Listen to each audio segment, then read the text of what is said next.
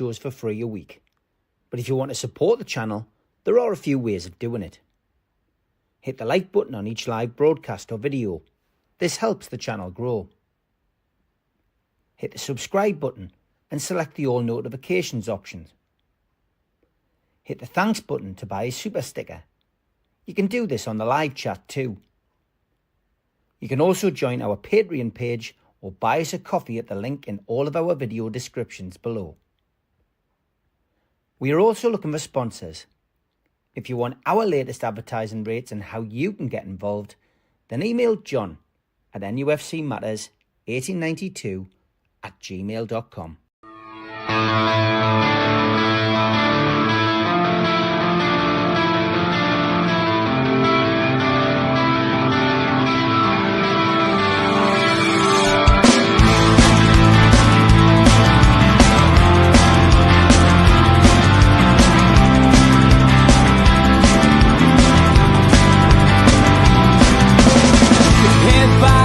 Critics attack. It feels like I've been talking to myself again. But it's the only way you're ever gonna learn. You look back and it's all in the past. I'm dwelling on the thoughts I cannot say to you.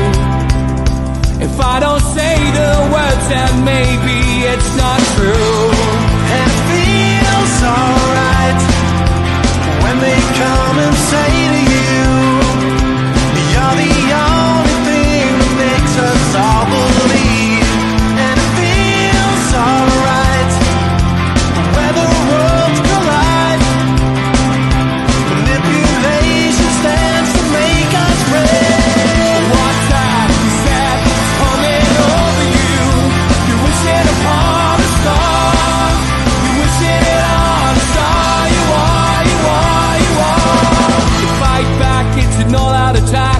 It feels like I've been taken on the world's machine. Because I want it more than anyone can dream. You look back and it's all in the past.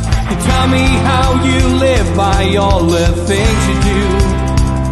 Well, you can be yourself, but maybe I'm not you. And it feels alright when they come and say to you, you're the only thing that makes us all.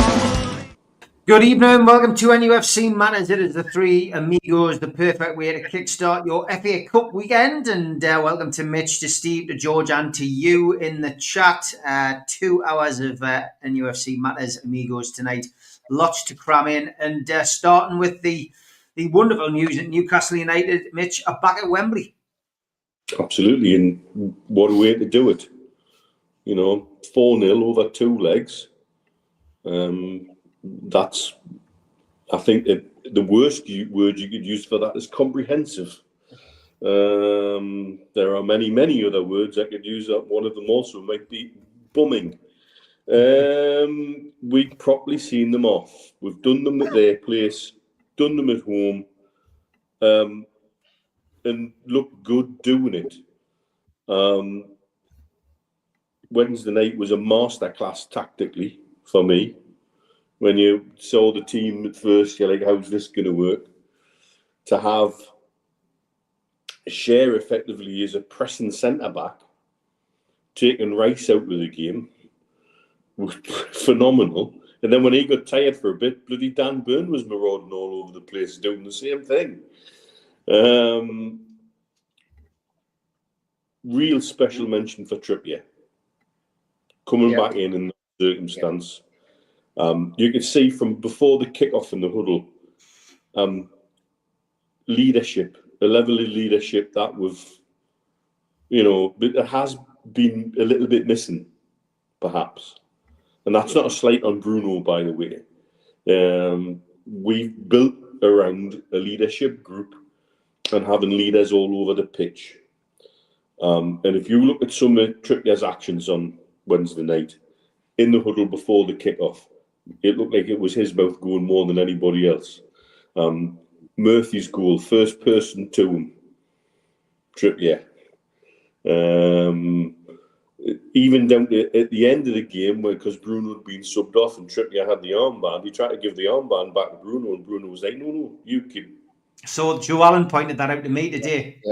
Yeah. Fascinating that there's that level of respect there with the senior leadership team that we have for each other and for what it means. So I'm delighted to see the real Kieran Trippier back, because and I hope what he's done, whatever he's needed to do to get himself in a better place, dealing with personal issues, etc. We all know how difficult that is. We've all had things that we've had to deal with in our lives. And then to see that come back in spades, out of the blue, in a new formation, playing in a role that, they must have only had a few days to work on. And you wouldn't think that there was any, what I really did like about, there was no moping and hangover from losing at home to Fulham. It was pick yourself off, dust off, and away we're going again. One wonders how much of that leadership through the entire team on the night makes a difference in a situation like that. Class performance, class tactically. You could pick individuals out all over the pitch. And I'm now very happy to say I'm very glad that Mr. Penman booked our flight to my hotel after the first leg now, and we didn't go off all half-cocked. They did it when I was at Great Christmas, you bugger. That's right. Good stuff, Steve. We obviously caught up with each other at the usual haunt before the match, and it was just a good vibe, wasn't it? Beforehand, there was no pre-match nerves, I don't think, amongst most people. Most of the pre-match conversation centered around, what we thought he might do with the team, and what he did do with the team was fool everybody, including Arteta. Most importantly, Arteta, with a rather interesting style and formation, and the changes he made really won the day. And I mean, we got ourselves into a great position at the away leg by being 2-0 up at the Emirates. But to come back and to get your three centre halves to play a particular way and play a particular style with the high press and pushing the likes of England's supposed best midfielder back, onto his own 6-yard area almost at times, to the point where it actually led to the pressure that led to the second goal. I mean, it was a tactical masterclass, Steve. It was. You know what, Steve? I think you mentioned there pre-match. It was excitement. There was a buzz of excitement around the town. There was no fear. There was no trepidation. There was no nerves. Everybody was just excited for the game. And I think that when you got into the stadium so early, those that did, I'm sure that same excitement was rubbing off on the players when they were warming up. And yes, it did remind me very much of the PSG game in that respect, because we're all excited for that. We didn't go into that PSG game full of trepidation. We went in because we're excited to be in the Champions League, and I think it was exactly the same on Wednesday night. Yes, tactically, by comparison, Steve, we had 60 plus out on a school night for a midnight kickoff in Dubai. Absolutely amazing, especially in the locale that you're in, where everybody has to travel a little bit. It's not like it's on the doorstep for everyone. That's fantastic. I mean, in terms of the game itself, yes, tactically a master stroke, but it shows. I mean, it was said in the post match, not by Eddie Howe, but by the players. We trusted the manager. We trusted what he wanted us to do. We went out and performed the way he wanted us to do. They all bought into it. And that tells you something about the relationship that they have within the squad, the trust that they have in each other, the trust they have in the coaching staff, the trust they have in the tactics and the style that the manager wants them to go out and perform, the changes that he wants to implement for a particular game. They're all confident enough to take those changes on board. I like the way that, when people talk about playing three at the back or playing 5 at the back, I like the way that it also alters very quickly to a 4 when you're attacking down one side, can then move into a 4 with the central player moving forward. I like that versatility, that organisation that you get from it. I thought it was quite brave going in against Rice and Partey and Odegaard with only two. Two central midfielders, but two quality midfielders who played well within themselves at times and held themselves back because they knew that they couldn't push forward at certain aspects of the game. That, for me, that's ultra professional.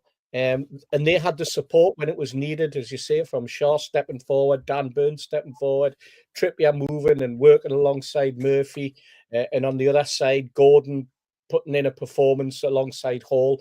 Everything gelled. But when you've got a target man like Isak, who, let's face it, put the fear of God into Arsenal a couple of weeks ago, and then he did it, a couple of months ago, did it again a couple of weeks ago, and you could just see that those two centre-backs, Gabriel and Sabila, they did not want to play against him. They didn't know how to cope with playing against them. And I find it quite amusing that only 2 days later, the words coming out that Saliba now wants to leave Arsenal and go and play in Real Madrid. He wants to get as far away from Isak as he can to safeguard his own career and his own reputation. Absolutely brilliant. Great result. And we deserved it from start to finish. Despite what the Arsenal manager said, we deserved that win on all counts. And a bit of a fanboy moment for you, Steve, before the game. Yes. I met Bob Smitten. Bob was the lead singer in White Heat back in the late 70s, early 80s. Hadn't seen Bob since probably 82. And it was fabulous to see him. He's looking well, and it was great to have a little bit of a chat with him. And I've always said, Steve, the Long Sands were the best Northeast band I'd seen since White Heat back in the day. And that hasn't changed. I haven't changed that over the years. And they were an excellent band. There were some great bands in the Northeast at the time. The Squad were a local band from over in Benwell way, and then there was Southbound. They were a great band that used to do the pub circuit. There was lots of pub circuit bands on the way. But seeing the likes of Bob perform on stage in the early 80s with some absolutely sound musicians in Brian Younger and Fishy, that was an era when you're growing up that you just really, really enjoy, because they're nights out with your pals when you're a youngster and you can stay out forever, But great to see Bob, great to see him looking so well. And George and I actually bumped into him, Steve, 10 minutes after he left the pub. He was standing waiting for his pal as we were going into the ground, and we had another little quick chat as well. So, probably never get rid of him now. He'll never get rid of me. Top lad. It was good to see him. He's going to be up and around over the next few months. But two Grammys the guy's got in the bank as well. A lot of people underestimate what he did. Anybody who's watched the Beatles anthology, that was a lot of that was down to Bob. And just look him up on IMDb. Some of the stuff that he's won over the years. Very humble bloke though, and a big Newcastle fan. Good pal of mine. It was good to see him again. If you're watching, Bob, see you soon. George, we always talk about cup semi-finals and finals. You've had your fair share out of everybody on this platform. You're the one person on NUFC Matters who's seen Newcastle actually win trophies, domestic and European, of course. And we're hoping that we're going to be in the same boat come March the 16th, and that we're going to finally see Newcastle lift a domestic trophy. What was your feelings? And there was Steve sent a video over which we put onto YouTube, just of you enjoying your time in the ground and in the stand, and people actually found it quite emotional. People thought you were crying at first, but people were just over the moon to see you actually at the match and enjoying it. What was your feelings on the night, George? Well, it was back to those halcyon days. Remember, I painted this because I said I felt that the 1955 feeling was coming back, and I painted it for the first time. And I'm right, because I don't think we're finished with it. I have a feeling we're going to have a run in the FA Cup as well. But never mind, that's another issue. Back to the other night.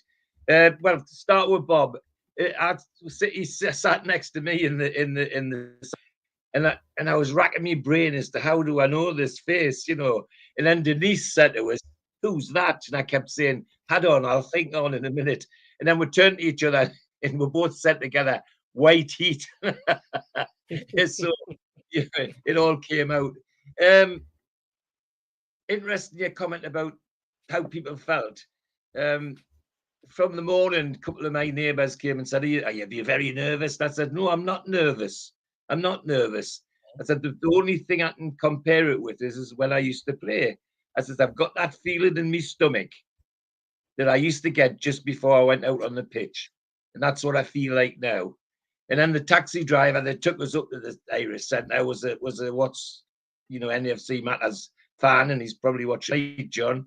So talked football to get there, and then into the centre, and of course you're all there, all group of it. But there's not just us. There's a lot of the lads like Paul Chollerton and his mates, and all get round and talk football, and it's all positive stuff. So, you know, there wasn't. You're right. There wasn't a negative issue around in the centre amongst all the people there, whether there were any FC Matters people or not, and lots of people coming and just saying hello, which I love. It's great. So the feeling for me was almost euphoric, because I think you've heard me say. In fact, I think I said just before we did that little thing before the match. Remember, I said want an occasion. Not just the match. I got an occasion. That's why I was euphoric in the ground, because it was brilliant. I mean, my biggest problem is because I can't always get up quick enough to see the moments that matter. I know we've scored when the bloke behind us pats us on the head like that. It was just euphoric, Steve, and that's the only way I can describe it. And one of those nights when you say, I'm glad I was there, and one of those nights you can say later on in history, yeah, I was there. That's the kind of night it was. As to what happened elsewhere, well, I think you look at the interviews, the various players, we have got a very, very erudite group of players in our dressing room at the moment. Doesn't matter whether it was Jacob Murphy, whether it was Isaac, whether it was Anthony Gordon, and Anthony Gordon bringing in the humble thing on that. If he did that by accident, that was great. But if he did it deliberately, well done, Anthony, because that would go down in the Arsenal dressing room like a ton of bricks, no doubt about it. And then seeing how it was set up, and then in Bruno's interview, you know, he started his interview by saying the gaffer was great today. I mean, there's a player saying that his manager was great today. Then, of course, just then Eddie Howe comes on and they start talking, and he almost embarrassed Eddie Howe, which was lovely. So, as I said, even the foreigners are picking it up. There's such an erudite group of players. The fears we had earlier in the year, at least I had, that there was something wrong in the dressing room, is completely gone. I've got no fear at all. We've got a group of players that are for each other. Kieran Trippier, well, I hope they can put him and Bruno in a room and get him to shed some of his captain experience with Bruno, because you could see throughout the game, Kieran Trippier's gob was going the whole time. Never stopped. And we benefited from it.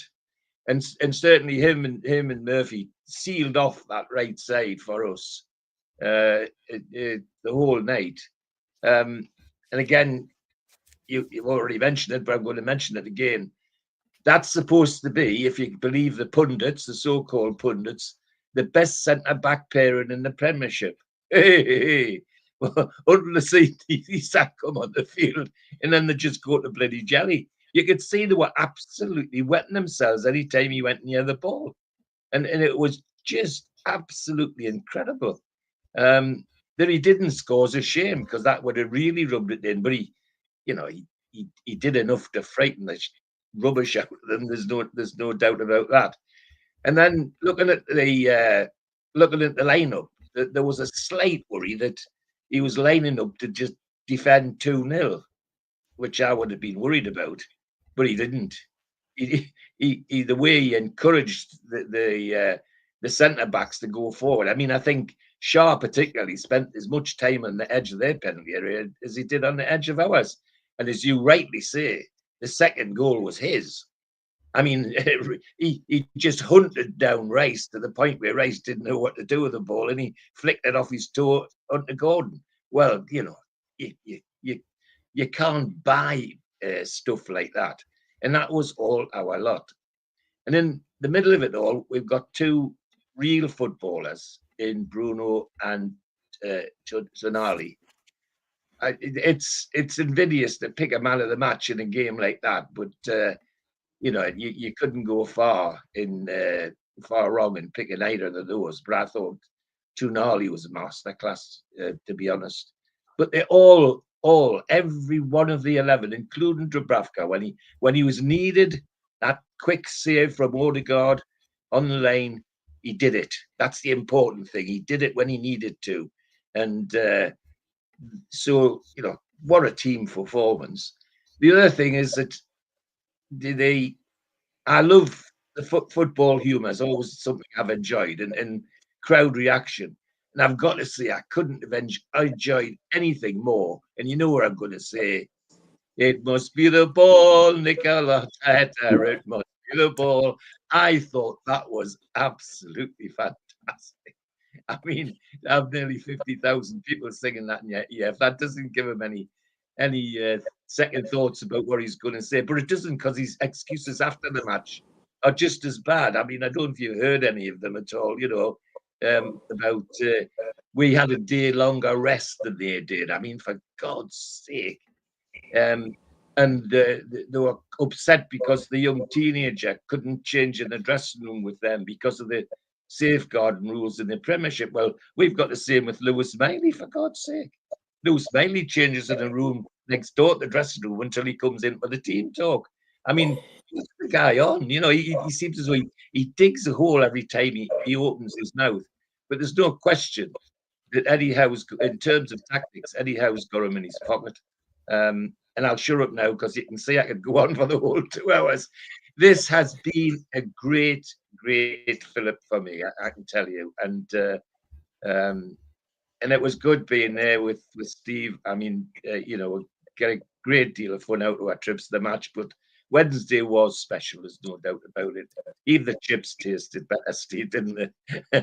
What about that new partnership we've got? That new partnership when it comes to scarf waving of Joe Linton and George. Oh yes, I mean, yeah, I mean that was. Yeah, thanks for reminding us. I was going to say, if we're talking about the team being together, there's Joe Linton actually in the crowd just behind the dugout. And he's waving his scarf like the rest of the supporters are. I mean, bloody hell. You know, wearing a retro shirt with Shearer on the back. Yes. You I know, mean, God, you know. And there's other things as well. You know, you've got to give Jason Tindley's dues. Yeah. You talk about Arsenal's corners taken and set pieces. I think we faced 12 corners. 13. Between Dubravka and the back 4-5, however you want to look at it, we were ever really troubled by one. Never. And the pundits would have to believe they're the dead ball experts. Yes, no, absolutely. Never even bothered with. You know, let's you know, put that down to an Arsenal off day as opposed to us neutralising everything that they were trying to do. Yeah.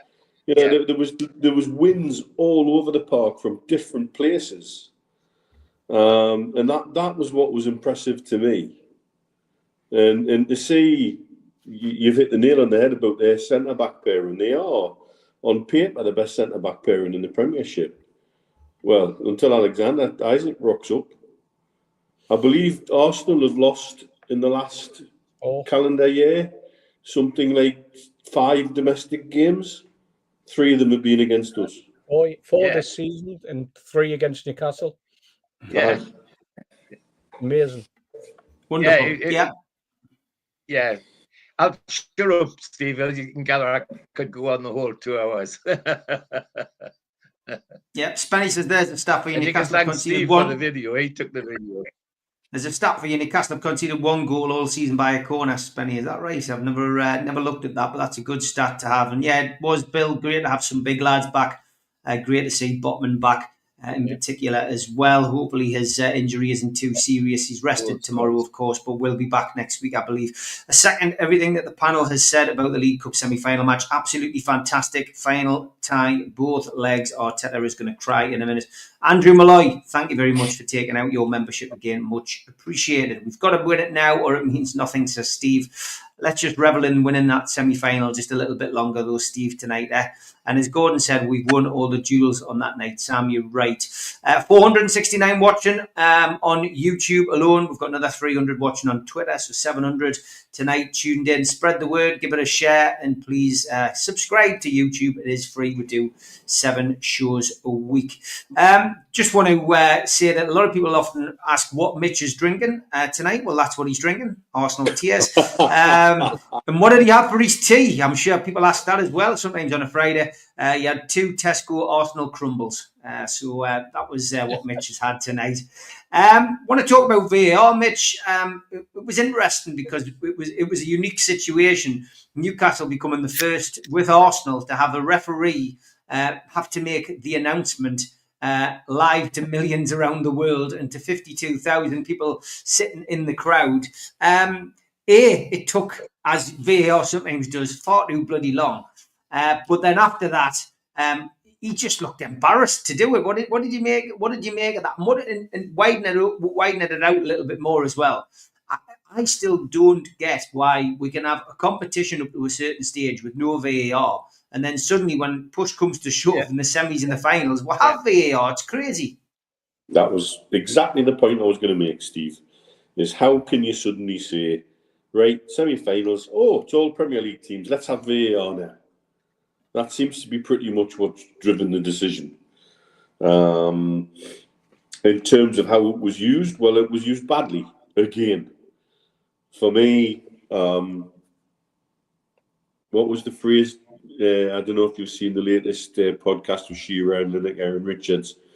As Lineker says, when the VAR are at the point of measuring armpits, it's probably so tight it should just be left alone. Yeah. And I'm not convinced it was as obvious as where the lines were put when we eventually were shown the lines. I don't know about what happened back at home, but out here we didn't see the lines till half time. No. We certainly didn't see the lines when the decision was being made and announced. No. And I thought that was the whole bloody point of making them up and letting them talk through a decision live. Yes, talking to the crowd's an interesting thing for a referee. You see it all the time in American football, as everybody knows, that I have a penchant for. And some referees are far more comfortable doing it than others. But that's like getting a guest on here who's not as confident as we are, because we're used to being gobshites in front of a bloody screen. That'll come with time. The refs, there'll be some who will be better at it and some who will be not so good at it. I'm not too bothered about that. But the lines look poor and poorly placed to me. Took forever. But then also, in the second half, Declan Rice flattened Tonali off the ball, clearly. And then went through Bruno and made the stupid ball shape with hands when clearly he got nowhere near the ball. And it was a nasty challenge, not picked up by referee or VAR. Neither of those situations. So if you're going to have it, let's use it properly. And it just, for me, wasn't used properly at all. But like you, Steve, I still can't get my head around what decision drives a competition to effectively change the rules at the semi-final stage. In the world we are in right now, where every sport club of all kinds seem to have a lawyer waiting in the wings, that seems like you're setting yourself up for a court case with a defeated semi-finalist. Imagine Spurs Liverpool. Imagine Spurs had actually turned up and had a go last night. And Liverpool went through with a contested offside goal that was as tight as Isaac's was, but was given. And Virgil van Dijk elbowed Richarlison in the face and didn't get anything like he did last night. It's the kind of situation I could say one club turning around saying, no, this isn't right. We played without VAR all the way through to this point. We're going to take a case against the Football League. And that's what they're setting themselves up for. I don't get it. It makes no sense. It almost feels like it was rushed in at the last minute because they realised, oh, we've got 4 Premiership semi-finalists, so we can use it now. Bullshit. It's a poor decision at best. Steve, VAR, for me, it just makes the competition a bit of a farce because, you haven't had it in the earlier rounds. So, there were games where VAR could have called a crucial goal offside and it didn't. But that team gets through, and that's the team that gets all the way through and wins a final. It's ludicrous. It's like changing the rules halfway through. I've never known anything like it. I don't understand why. I understand it's because at this stage it's all Premier League teams.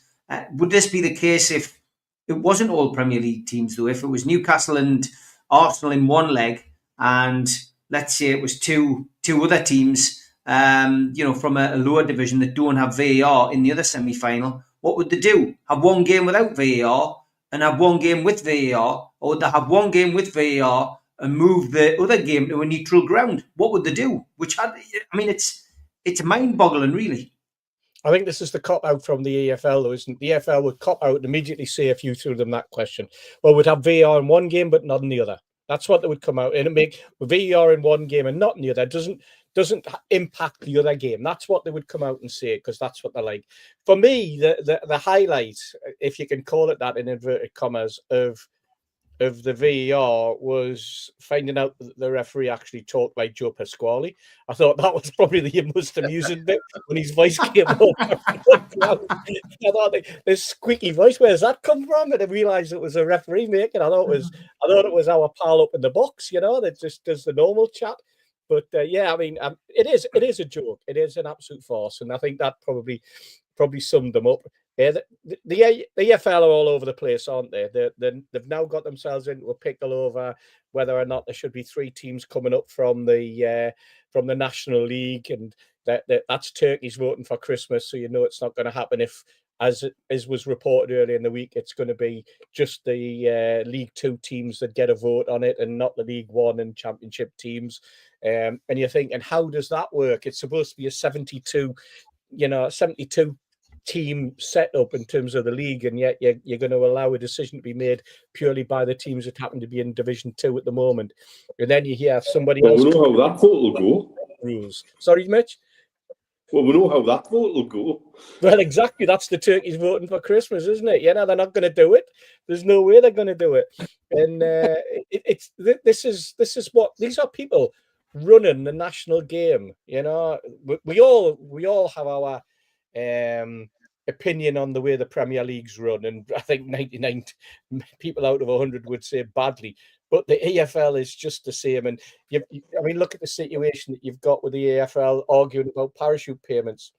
The very person who's arguing on behalf of the EFL that it should be taken out is Parry, who's the man who brought parachute payments in when he was running the EPL.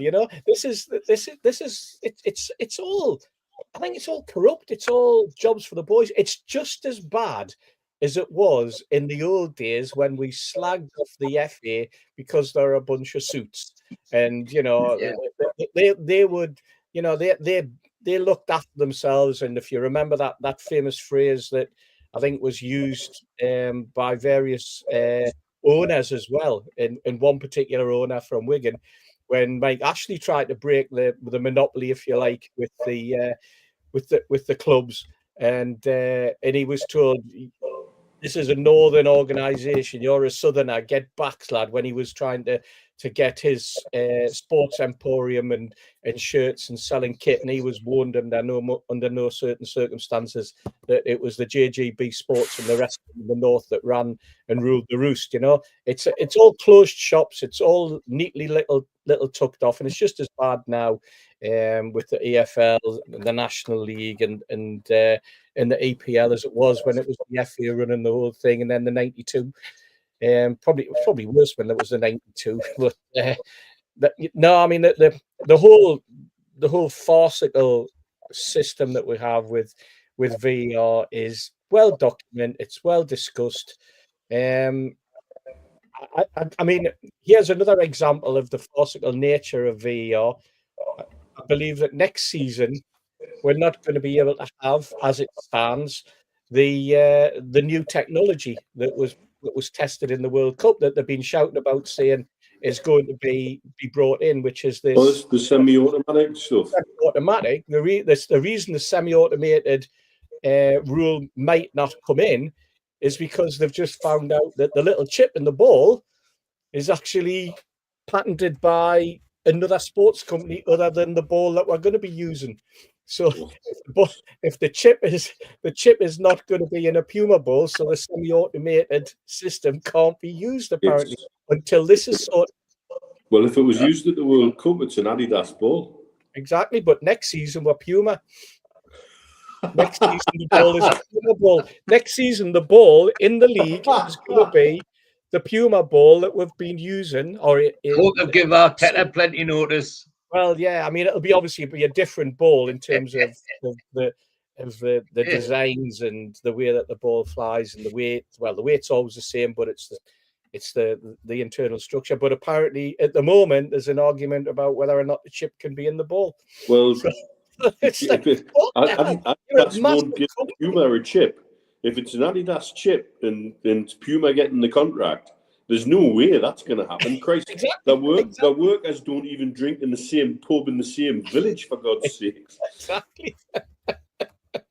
And this is what this is. But these are the people running the national game that haven't got the foresight to like expand the horizons into looking into the pros and cons of the decisions they make. They make decisions and then they try and live with them, you know, and then they try and tinker with them to fit what they think it should be, not what it really should be. But that's another story. We'll find all this out in the weeks and months to come, and God knows where we'll be come September, playing with tennis balls like we used to in the schoolyard, probably.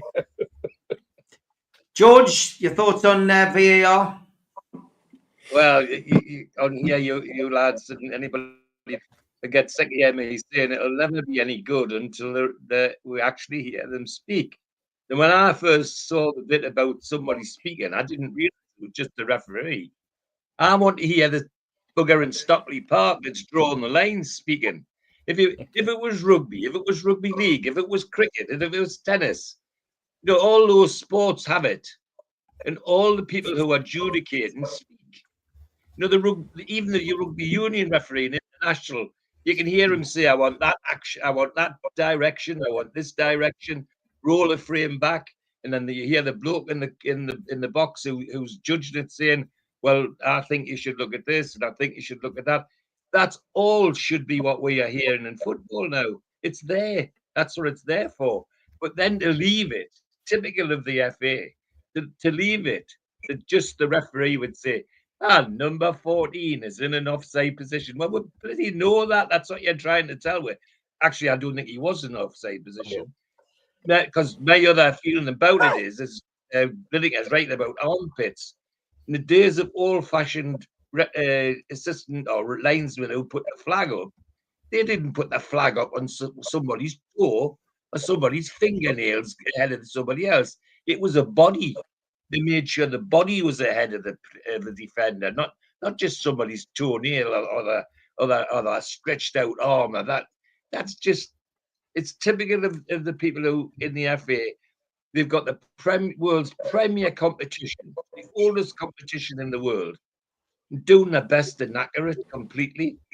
The whole scenario of the FA, the whole basis of it is that when it starts off, you get people playing in parks to have a get into the grounds proper, playing in all sorts of places to try and improve themselves and get a little bit money out of it, and eventually get into the rounds proper. And none of they can't have VAR, obviously. Then nobody should have VAR. It's as simple as that. Why is that complicated to them? It just beggars belief that these people can't get that concept, that they're actually making a hole in that Premier competition that's been around for all the years that it has. And then they made Wednesday night that I thought, oh great, we're going to hear them talk.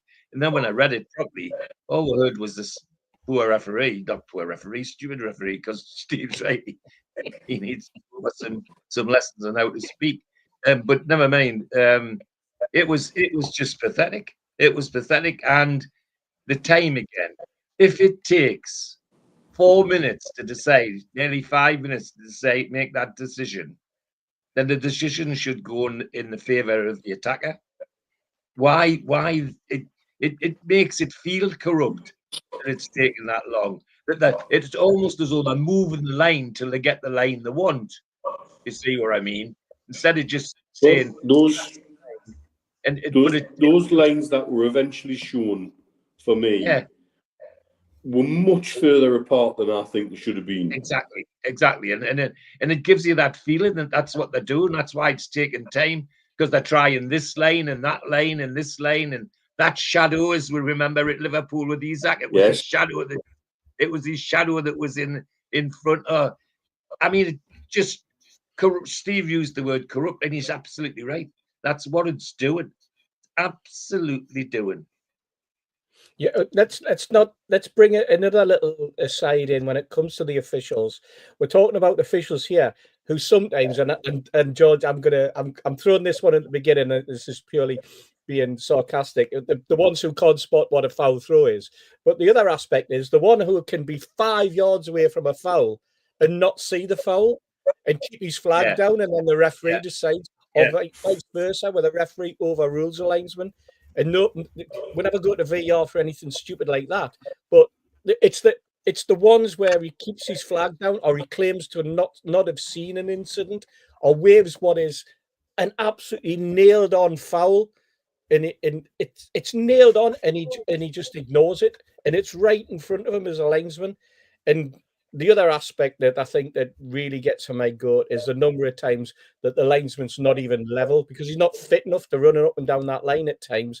He's not level when it comes to making offside decisions on many occasions, especially down our side, where we've seen it time and time again, where you're thinking, you shout, you'll go offside, and then you look at the linesman and you realise he's not even on level with the player, so he's not going to blow for offside. Because he's not even level.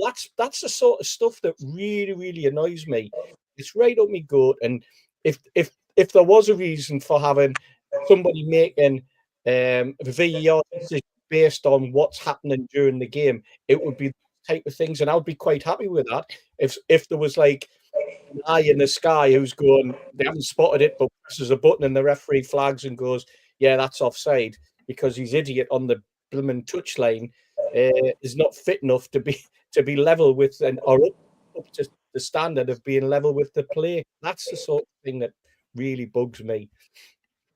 Oh, hold on, lads. Hold on. We're getting a late VAR check in, lads, and the result, lads, is crying. Arsenal fans are crying, lads. First VAR decision we've agreed with. I'm on form. We're on form. The other thing, Steve, was the number of times the linesman on our side didn't make a decision until he saw what the referee was doing.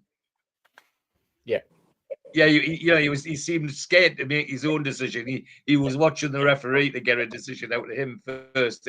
I remember years ago watching a program where on the BBC where they followed a referee. It was to a game, and it was that one that used to work in Harrow, if you remember. He was the school teacher, and they were in the changing rooms. Ellery, and they were in the changing rooms, and Ellery actually turned around and go, don't flag for that, and don't flag for that.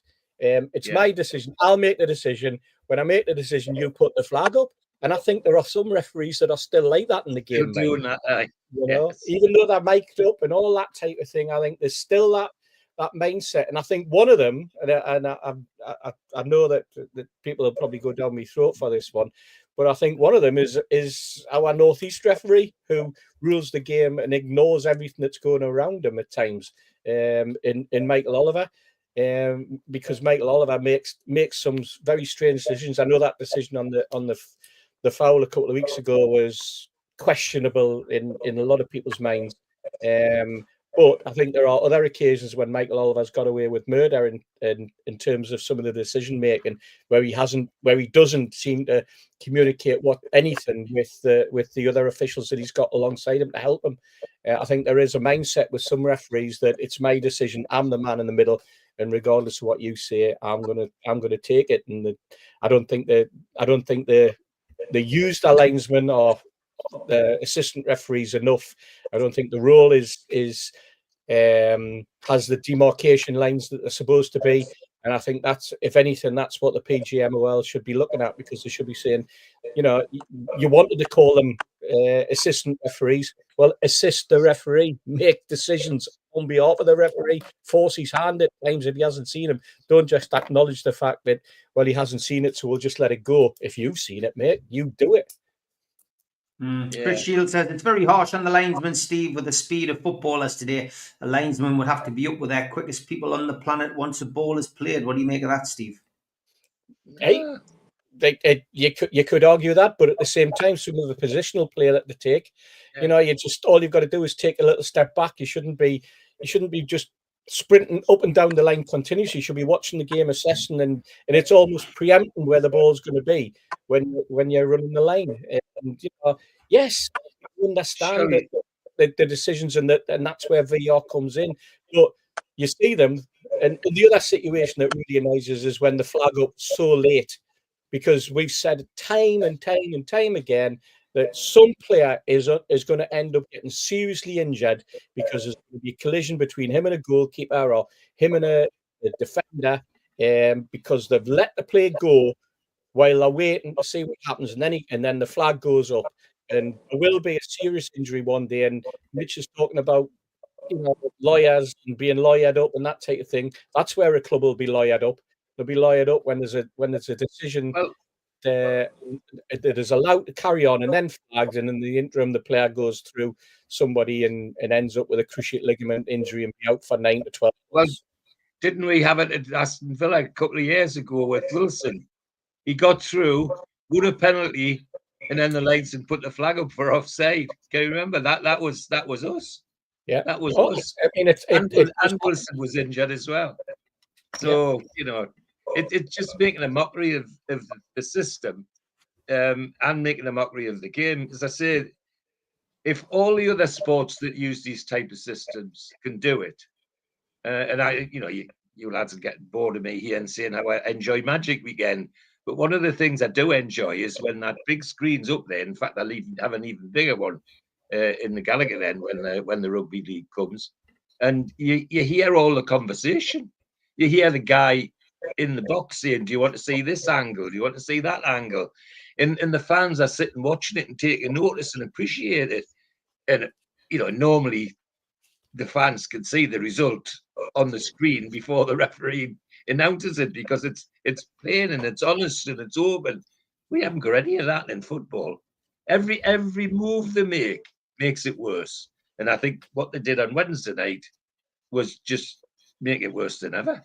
Making a fool of the referee in a sense. What I'd like to see is some evidence, data. Yeah. Because, you know, I think if we can be evidence-driven, then that helps you make far better decisions. So, for example, with the DRS in cricket, the one world body that was resistant to it was the Indian Cricket Board. Yeah. And when they finally decided to get on board, it was because of data. Yeah. And the data said that international cricket, the umpire's decisions had gone from something like 88 to 89% correct to 98% correct. Yeah. And so when you've got an improvement like that over, I think the Indian cricket board, it was five or 6 years before they adopted it properly for tests. But that was the data that eventually said to them, look, this works. And there's the evidence that this works.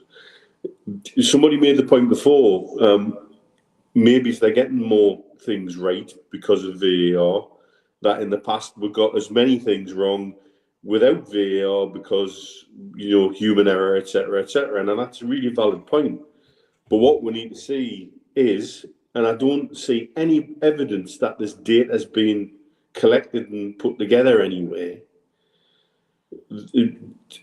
how much better are the decisions that we're making now compared to pre-VAR. I think we've had it around enough that we'll probably have enough data to collect. I just don't hear anybody collecting the data. I don't know if anybody is actually doing it or whether they're just doing it by the seat of their pants and a finger in the wind. Because that seems to be the way a lot of decisions are made in football. And the level we're talking at, the Premier League, the money involved in the game at that level, we must have the right decisions more often than not. And the correct decision must be being come to at that, for me, 97 and 98% mark every time. There's enough room in VAR to still have a degree of human input where you will get variance. You will get people who will say yes, no. Somebody might mark a line at one point, and it might make all the difference between it being offside or not. DRS is a slick thing, Dunhill, but again, it took years to get there. NFL's review system, 10 years before they got that right, where it was not clunky or didn't add so much time onto the game, it was flaming ridiculous. And so we know that these things take a degree of time to get right in sports. I think the problem with VAR is you have FIFA, you have then the continental bodies, then you have the individual leagues. Yeah. And they're all implementing it in sort of their own little sweet way with no real central coordination and nobody really saying this is how you must do this. And so is it any wonder that some officiating bodies, and the two I always go to are the Dutch and the Italian leagues, who seem to have VAR down pat. I don't hear any of this coming out of those two leagues. Speaking of the Dortmund fans out here, by the way, who are turning out in force for the cup final to support us, apparently the Dubai Dortmund lot are sending 30 over to watch the final with us and support us in the final against Liverpool, which is a nice touch. You speak to the Dortmund lads, and they're not happy with VAR in Germany at the minute. Apparently, it started quite well, and it's now got to the point where people are being given offside because they're dressed to the left. It's like, where's that line being drawn, and who's decided that that's where the line should be? And so I think that's one of the biggest problems we've got, is there's no central body properly coordinated and all. Hence why you have, this technology is great, we'll put a chip in the ball, we'll make it semi-automated, and then they don't think it through that one manufacturer might not want the other manufacturers to have their technology, thank you very much. Or it'll come at a price that's so prohibitive to the other manufacturers, it'll wipe out anything that they get for being the main ball sponsor for that season. It's crackers. And so it's quite clear that some places have got it on the nail, no bother, and other places are making an absolute arse out of it. For me, the Premier League, and definitely for me on Wednesday night, the Football League, with a last minute sort of, let's shoehorn VAR into this now, because that was just a load of shite, really. Yeah, certainly was. Okay, we're coming up to the ad break. I do want to just point you in the direction of our new website, which has gone live today. Big thanks to Neil at Media Arts, who has been working away behind the scenes to get it sorted out. So you can bookmark it now, www.mecmatterspodcast.com. nufcmatters.co.uk. It is live. Lots of things on there at the moment. It's a one-stop shop, so you can find everything that you need on there.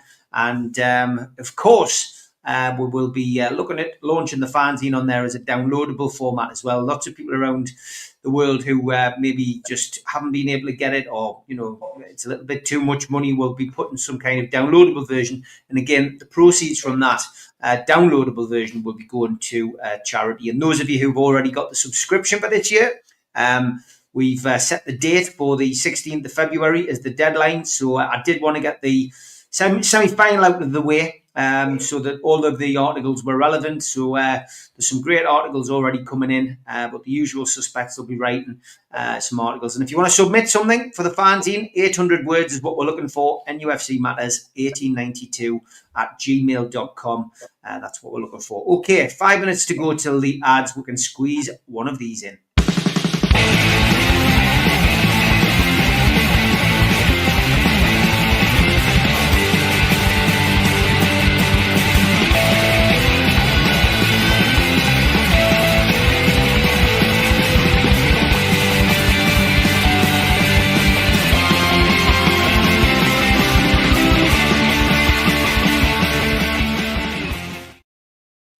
Okay, my first tune match, a relatively new section to the Amigos, but one which has certainly got you all, doing your best to create something really, really special. And that's what we want. We need something in depth. Trevor Stevenson, take a bow. This is a wonderful, wonderful email. Thank you for sending it in. If anybody wants to do one similar, NUFC Matters at 1892@gmail.com is the place to send it. Hi, Steve. My first game at St James's Park was on a Wednesday night versus Portsmouth on the 11th of September 1957. And in those days, my father was a massive Newcastle fan, and a local bus company ran a bus from my hometown of Shildon. It left from the New Shildon Working Men's Club, and this was the first time that I was allowed to go, only because my mother also went. My lasting memory of the night is still fresh in my mind. I remember myself and another boy my age, who were 10 years old, being passed down onto the grass verge in front of the old wooden stand that is now the Milburn stand. Yeah. Then, as we were sitting watching the game, this giant of a man in a Newcastle strip stood just in front of us near the touchline. I was looking at the biggest pair of thighs I'd ever seen. They were, in my eyes, enormous. That player, of course, was Jimmy Schooler. Newcastle won that night by 2-0. Bobby Mitchell and Reg Davies were the scorers, but that was it, Steve. I was totally smitten by the atmosphere, and from that night on, my memories of probably a few thousand games that I've seen still play back to me. For many years, I watched the lads home and away, meeting so many fantastic Newcastle supporters. There were the lads who travelled with me from Shildon, including my elder brother, who took me to places I never thought that I would ever go to. All of the different grounds, pubs and clubs all over the country, and especially in Newcastle. Some now long gone, the Adelaide and the Printer's Pie, which I'm sure Gibbo would have been a regular customer back in those days. Travelling with the much missed John Alder, aka the Undertaker. Just great memories. So from that wide-eyed young boy to now a wide-eyed 78-year-old man. Just to finish, Steve, I've attached some photos concerning the day I met. These are from a programme from April 1973. It was Spurs away, and on the train coming back home, I was told that the team were in the buffet car. So I went down, and the first person I saw was dear Joe Harvey. He signed the front cover and then took me to all of the team that were present. They all signed all over their relative photos on the team photo. I still treasure that programme because it was the day that I met all of my heroes in one go. I'm still attending St James's Park. My great nephew now takes me, and if he can't go, I jump on the train. This year is my 68th of attending Newcastle's games and 50th as a season ticket holder in the East Stand and watching my beloved Magpies. I still live in Shildon, the birthplace of the railways. Thank you and all of the lads who do a sterling job on NUFC Matters. Please keep up the good work. Yours, Trevor Stevenson. Trevor, Absolutely fantastic, that, mate. I tell you, it makes the lads occasionally well up when you hear these things, because it's such a personal thing, and that's what we're trying to achieve with this, getting a personal memory of each and every one of you who's treading into St James's Park at that first time. Give us your first game, NUFC Matters 1892 at gmail.com, and we will read it out on the show with great pleasure. Thanks for sending that in, mate. Much appreciated, and I'm glad you enjoy the show.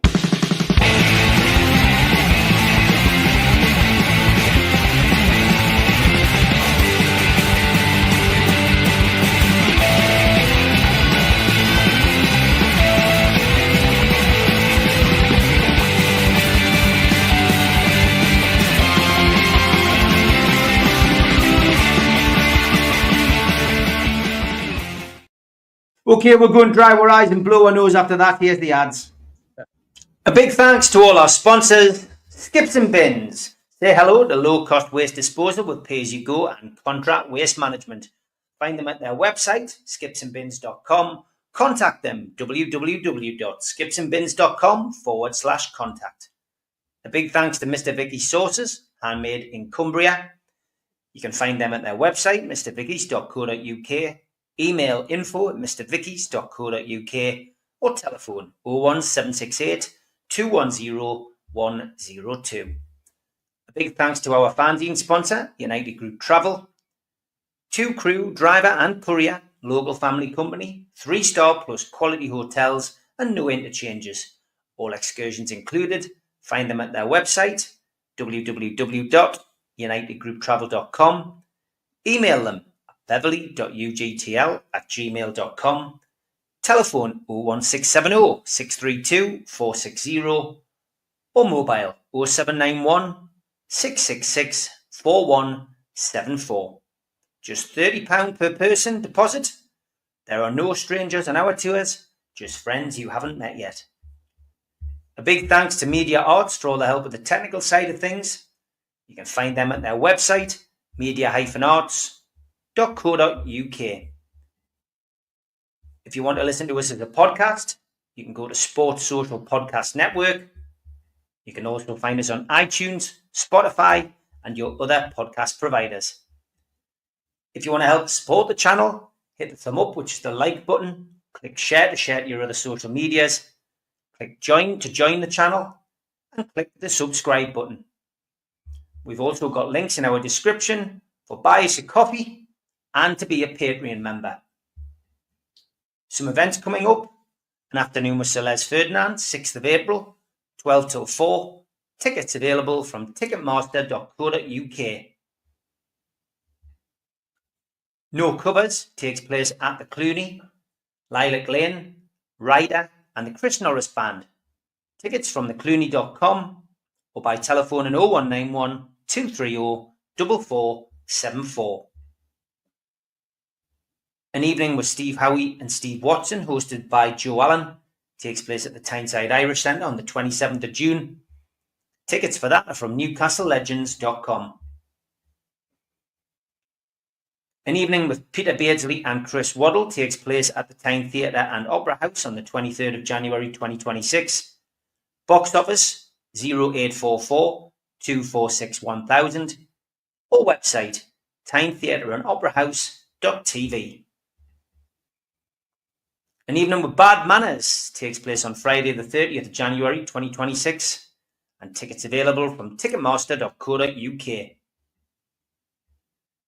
And we have copies of The Entertainers 1992 to 1997, Kevin Keegan's Legacy, available from newcastlelegends.com. Okay, welcome back to NUFC Matters. It is the three amigos, and it is welcome to Joe. How are you, mate? Evening, chaps. All right. Good. Right. Good to see you, mate. Give us your views on the Cup semi-final, mate, and getting into the final against Liverpool. Did you enjoy your night on Wednesday? You might be able to tell I'm still struggling a little bit. I was told to sing my heart out by Stuart Penman. I've sung my voice away. Yeah, it was a fantastic. We had a great day. It was a great day. We were up there early. We had 1 or 2 pints just to be sociable, and then got into the ground and done something I don't usually do. I kind of went out a little bit early just to kind of soak it up a little bit. And wasn't it fantastic? It was absolutely brilliant. The rendition of Local Hero, the flags, the atmosphere, the chanting, and then the game started, Steve, and I thought we were superb. I thought we were absolutely brilliant. The way we defended, the midfielders doing the job, Sandro Tonali again just sniffing danger out everywhere he went, and then Alexander Isak just making them look like absolute clowns at the back. They've really got a problem with him. So yeah, it was fantastic. A couple of pints at half time, of course, a couple of pints afterwards just to make sure the result stood, and still struggling today. Yeah, so looking forward to it. What will be with the tickets. Furor, I guess. Hopefully we'll be fortunate enough to get one. But either way, bring it on. I watched Tottenham-Liverpool last night, and I had that mild hope that Tottenham would do something, and within 10 minutes you could tell it wasn't going to be the case. So if it's Liverpool, it's Liverpool. Bring them on. Have you ever seen a more passive side, Joe? I thought, I can't work that performance out at all. Tottenham?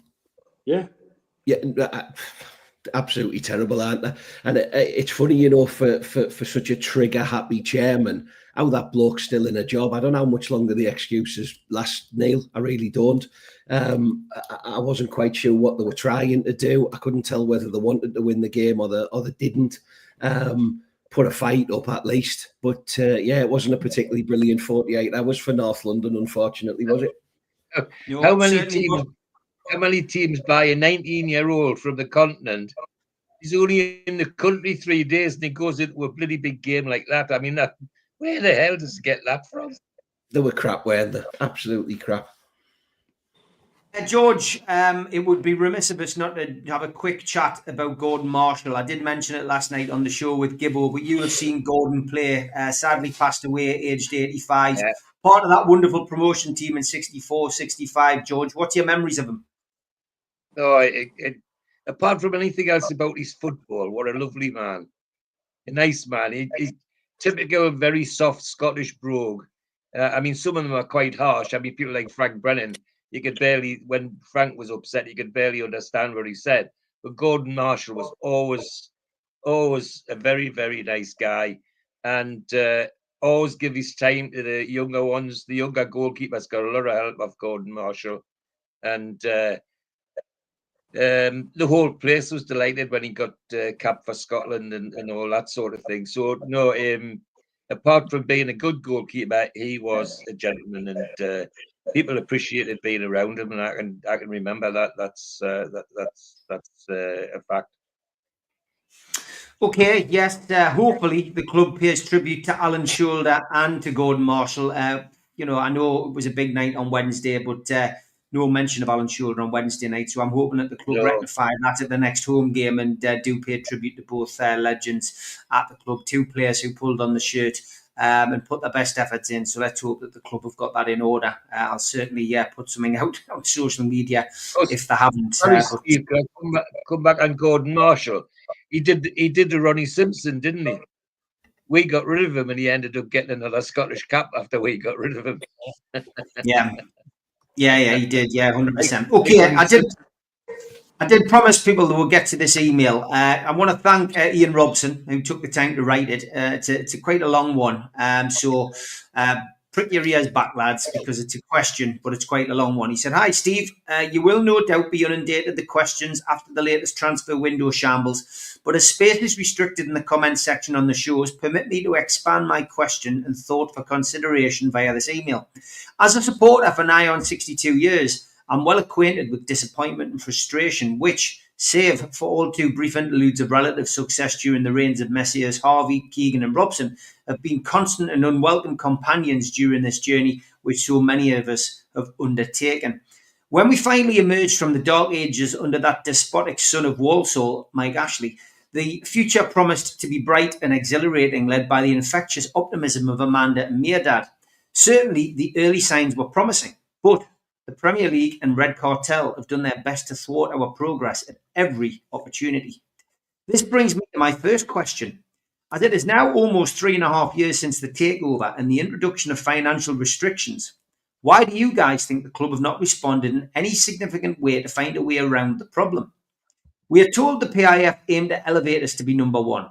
However, despite the partial upgrade of Darsley Park and potential new training ground and new stadium upgrade of St James's Park, progress on quality player recruitment has been severely compromised. What is holding PIF back? Are we really just waiting on the Man City outcome? Secondly, are those in authority up to the task? We were told that the club would recruit the best available to drive the club forward. What have they? Eales has a major health issue, which no doubt has an impact, and we must grant him some grace. But, as Mitch has pointed out, he seems only to appear when there's relative good news and disappears into the shadows when less so. Why is there a lack of communication? This silence is deja vu from the Ashley era. Why has it taken so long to inform the supporters as to the future of St James's Park when they must have made up their minds? What factors influence the capacity of a new St James's Park if that is the preferred choice? Paul Mitchell declared on his arrival that the transfer policy was not fit for purpose. Really? Well, it was a damn sight better than those under his watch. This football version of Russian roulette is a very risky path to take. We are an Isaac injury away from a disaster. Lack of quality recruitment could come back to bite. Not to support Eddie Howe in the transfer market is a little short of a disgrace and is a blinkered and short-sighted approach. We are standing still while other clubs are marching by. Are our finances in such a derelict state that we cannot even afford a loan deal? Commercial income is way below where it needs to be and is essential in putting the club back in a position where we can compete in the transfer market. So what actually has Peter Silverstone achieved since his arrival 2 years ago? As Stu has pointed out on more than one occasion, we have Adidas, Sella and Noon providing most of our sponsorship, with a few quid from Phoenix thrown in. Who did the Adidas deal? Was it Amanda or was it Silverstone? Why, bearing in mind our need for finance, is he not busting a gut to get money in? As far as I can see, the only strategy appears to be milk the supporters with endless issues of strips and clothing. Nothing from the stadium, training ground or kit. Why? Had the hot air and rhetoric emanating from St James's Park over the years translated into success on the pitch, the trophy cabinet would be groaning under the weight of silverware. But alas, the reality has been rather different. As I write, we are one game away from a second Wembley experience. Should we achieve that, Liverpool are the side most likely to stand in our way. Can we take that final step and emerge into an era of long overdue success? And finally, do you think we'll ever discover the real reason why Amanda and Meerdad were so unceremoniously ejected from the club? The link between club and supporters has been lost since their departure. And if Amanda had still been at the club, would we have seen a more progressive approach to recruitment? Thanks, Steve. I really enjoyed the show. Thanks, Ian. I told you it was a long question. I've asked him to write an article for the fanzine. He more or less did with his question there, but I felt it was such a good email that I had to read it out in its entirety. Neil, a lot of that sounds very much like a cross between the Amigos and the Professionals combined. Some of the stuff we've been saying over the last 5 or 6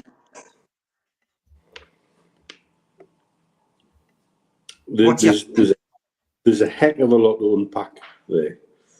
And there are some things that I think in the last couple of weeks in particular have certainly shaped and changed some of my feelings and opinions based on something that Steve and I had a discussion about in the last couple of weeks, about where and how potential cash injections could come into Newcastle United that work within a PSR framework that couldn't be contested. I think they're very, very keen to be seen to be doing the right thing the right way. I think they're very aware that if we go down this particular path, certain clubs and the Premier League will chuck all sorts at her and do the pointy finger, see, we told you so, these are the devil incarnate coming in to destroy the game, So we have to almost be whiter than white. The perceived passive nature of how we've gone about things does frustrate me at times. We're never going to know certain things, and nor should the club tell us certain things. And I think that there's going to come a time where we've just got to let certain things go. I think as a group of individuals, we're aware of a lot more than what some people are, and it's not our place to run my mouths off publicly. It would be nothing more really than speculation, to be fair. I think recent moves in the boardroom, to me, show an intent, a breaking down of layers of admin and communication that need not be there anymore. There's also been significant moves in the shell company that has been set up by PIF, who would be effectively responsible for the ground development. And those appointments are significant enough to have had, at the very least, a number of WhatsApp conversations between myself and Craig Hope about. So I would look for something from Craig in the next couple of weeks, possibly on that. I think we're doing a lot more in the background than we realise. When it comes to sponsorships, one thing Silverstone has done is upgraded nearly every existing sponsor. Nearly every existing sponsor is now paying at a higher level and paying more in than they were before. We have a huge waiting list for boxes now. So much so that my understanding, and I could be wrong, is that existing box holders are facing a 20% increase year on year, whether they like it or not, until their pipsqueak. And because we've only got so many spaces available, like when Eddie is left with a squad to deal with, Silverstone can also only piss with the cock he's got. Certain things like training ground and stadium sponsorship, the companies that would be interested in sponsoring that don't want to sponsor old things, they want to sponsor shiny new things.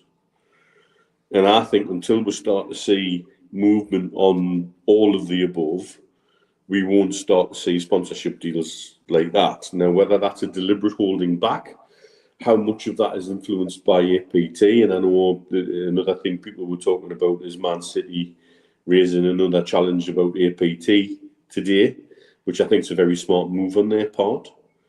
Probably discuss that after once the lads have all had their input on this. Again, I think we've been perceived as being quite passive, and that has frustrated me. I would love to see a little bit of teeth. But obviously they want to do things their own way and how they perceive it. And if Man City are fighting their battles for them, let them get on with it. There's no need to get involved with it if that's the case. It's not going to make the legal wheels turn any quicker. In terms of Mitchell saying the transfer system wasn't fit for purpose, well, it wasn't. We had to sell Anderson and Minty and do the deal for the Greek keeper at the last minute to satisfy PSR. And the bean counters will be terrified of having to do that again. And I think I touched on it either last week on Amigos or last week on Professionals, that the way they plan these things is they assume we're going to fail. So they're probably planning for a 10th place finish and then hoping that we'll finish higher. And then you're really well stocked if you finish higher. And so therefore, if you're going to plan that way, we've had to gain box clever. I'm not comfortable.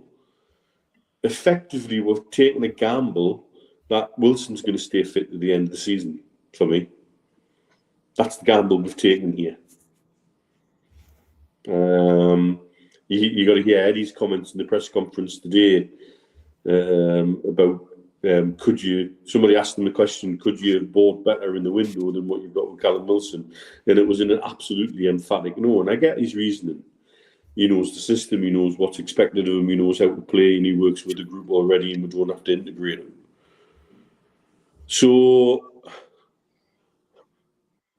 I get all of that. You're right. It's sort of like a nice condensed version of the last 6 weeks of the professionals and Amigos from myself and Stu's standpoints in particular.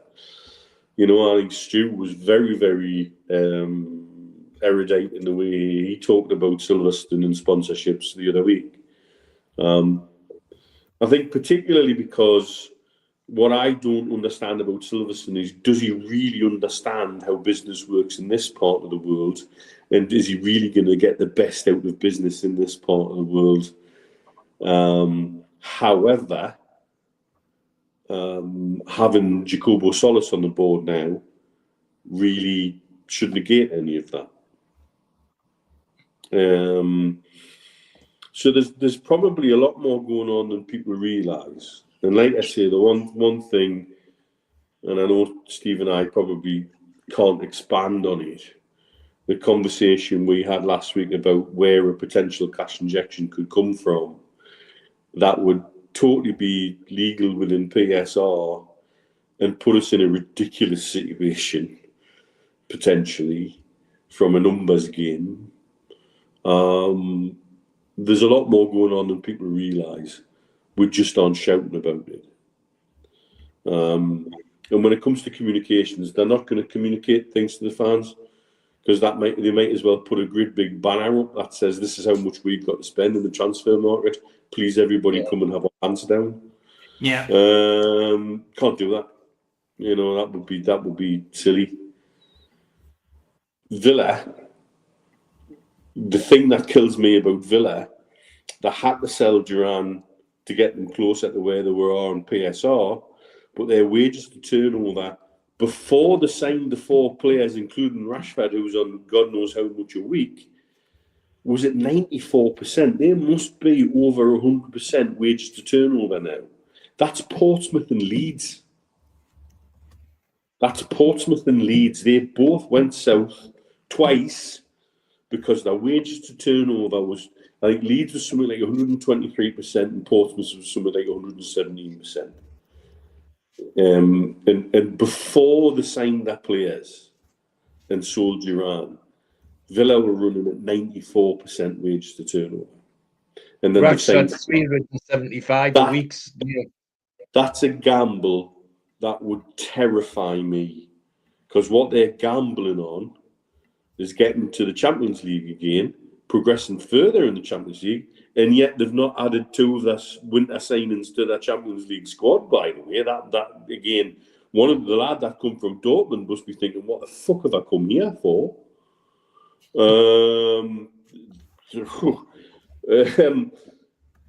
They will undoubtedly have to sell more players before June to satisfy their PSR. I do not get where they're coming from on their business sense. Do they think they've got a chance of winning the Champions League? You know, it blows my mind, and I'm really glad we're not in that situation. It frustrates me. I still feel there was a degree of dereliction in leaving with 2 squad members short from the squad, not at least looking at bringing somebody in. I wouldn't want somebody on loan. A loan from a PSR perspective is shite, because it's money out with nothing that you can then get back later. A loan with an obligation is a different matter. And that's where it worked well for Hall. So I think, to a degree, we're still paying for some of Ashley's Ashley's failings. And every year that gets further away. I do think we will be in a very impressive situation going into the summer, and that we will not have to sell any of the crown jewels, and maybe we can secure Isaac on a longer contract, and shut all this stupid speculation from Sky Sports in particular up. So I think there's more going on than people realise, but I totally get the frustration and the irritation in that email, because it's everything me and Stu have bounced around probably for the last 10 weeks. George, comprehensive email, marks out of 10, 20. Lots of stuff we've discussed on here, but 10 out of 10.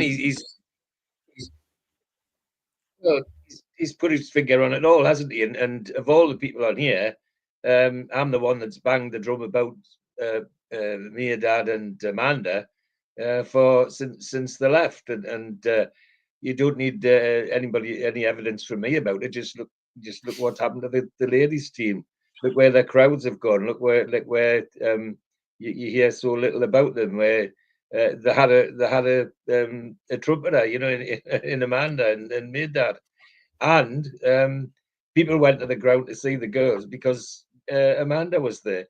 But I've got to be open and honest about that. We always knew that within a couple of years of the takeover, Amanda was going to disappear. I think that was always on the cards. I think the only thing that disappointed people was that an email in the middle of the night on X or Facebook was how we found out about it, and that really left a sour taste in some mouths, and mine particularly. The big thing about that for me is that not only did the ladies' team lose a voice, but the fans and some of the players lost a voice, because there's no question that when there was irritation or contract problems with players, Amanda was in it up to her elbows. I mean, look at how long they took to him that went to Manchester United. Look how long he fiddled around with Joe Linton's contract. Fortnight after he left, Amanda settled it. I mean, it was as simple as that. So, they're the bits that bother me. The other bit that bothers me is that she was the voice of the fans to some degree in the boardroom. Surely there could be somebody else who could take up that mantle. It doesn't have to be Amanda. It could be somebody else that gets the feel for the place, and then that takes us to the rest of it. Is that I wonder just how much of the higher ups I've got the taste for Tyneside and what it all means to us. I know Eels is ill, but before that, the only thing I've seen at Eels was he was in the stack singing Bladen Races. Well, if that's all he can do, he can come back to America for me, because we got rid of one of them. He got rid of one of them back to London with another one. And I'm sorry to be harsh about that when the guy's poorly, but that's what it looked like. And no great output to the fans of any of the higher ups.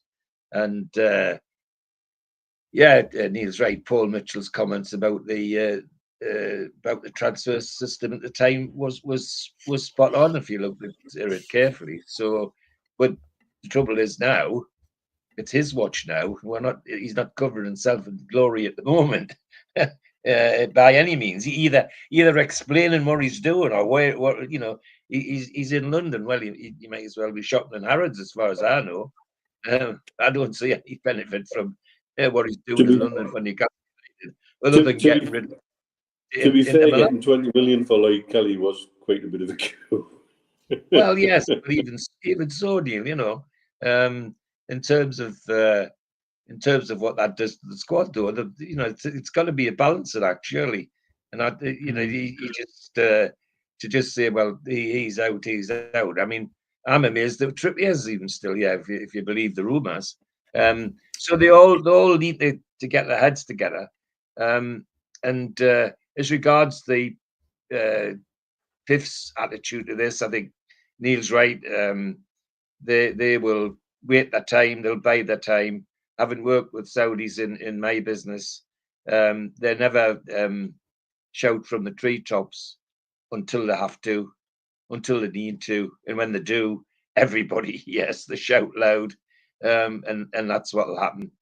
I've got a feeling as well that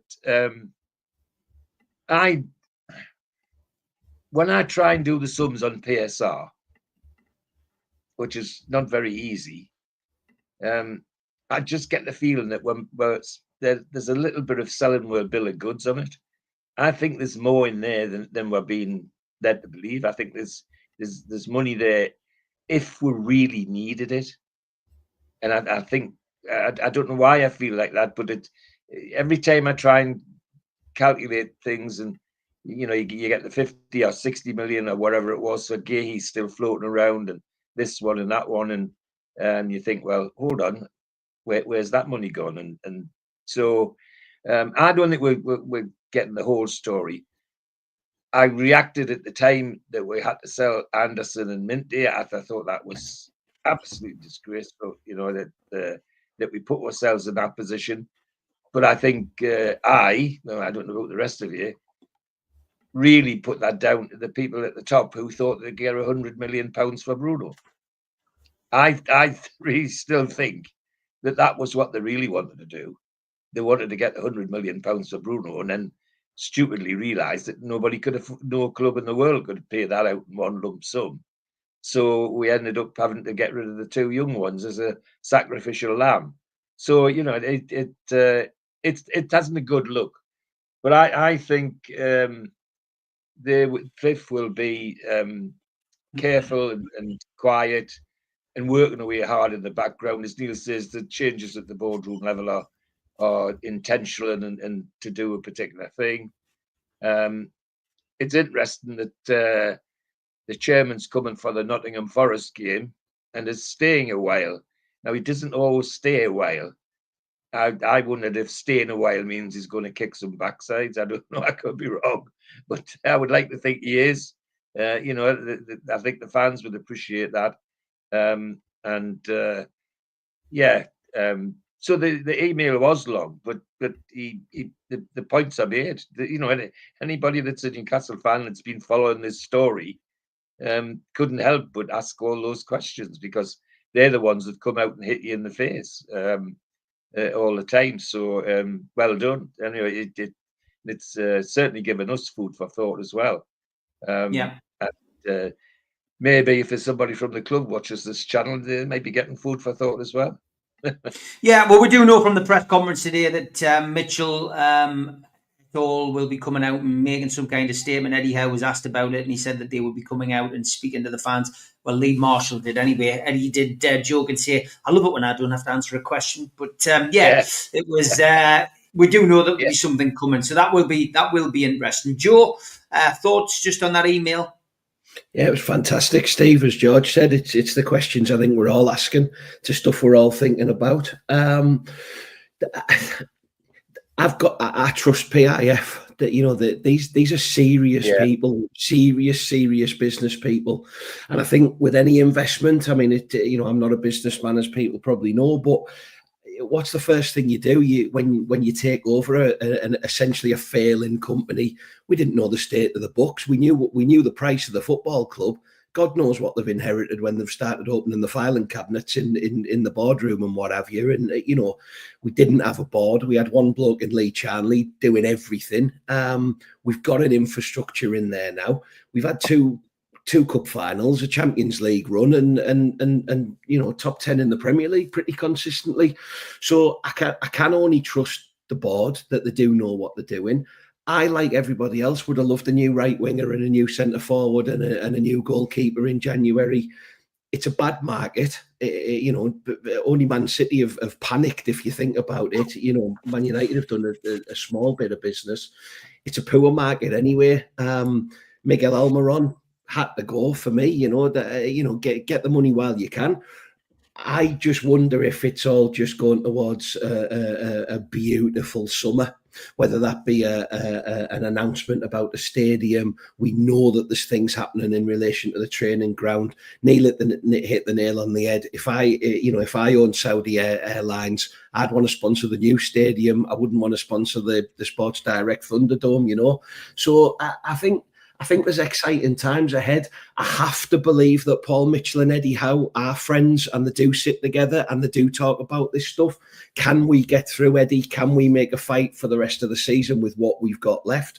And I'd like to think Eddie Howe said, yeah, you know, the squad's the squad. Yes, we could have done with a few more in there, as I said, but we haven't, you know, and you don't just go out and buy just for the hell of it. We talk constantly and consistently about the right players with the right mindset and the right work ethic and you know, guys that will fit into the team. It's exactly why we didn't go and sign Marcus Rashford.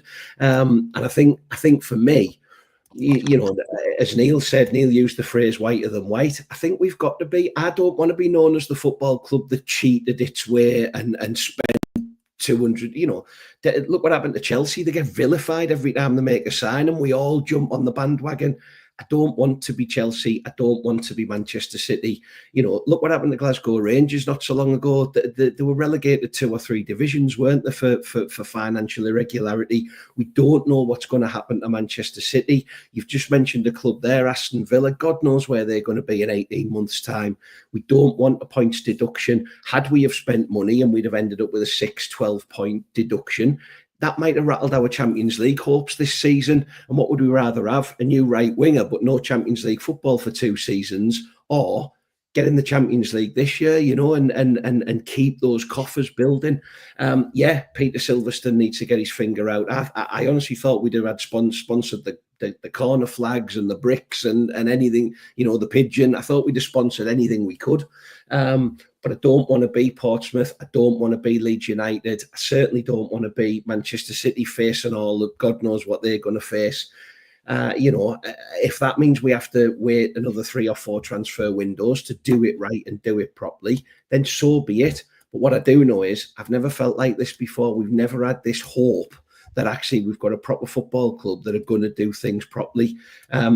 If we come back to those questions in July, August next year, and we're still in the same boat and we still haven't signed anybody, then I'll have some serious questions to ask. But at the moment, we've got one of the greatest organisations on the planet behind us. Let's put our faith in them and let Mr. Al Ramayan come over for the Forest game and kick some ass. You know, bring it on. One thing's for sure, Steve, there'll be a meeting of minds of either gone on or will go on, you know, before the end of the season, or maybe it's already happened.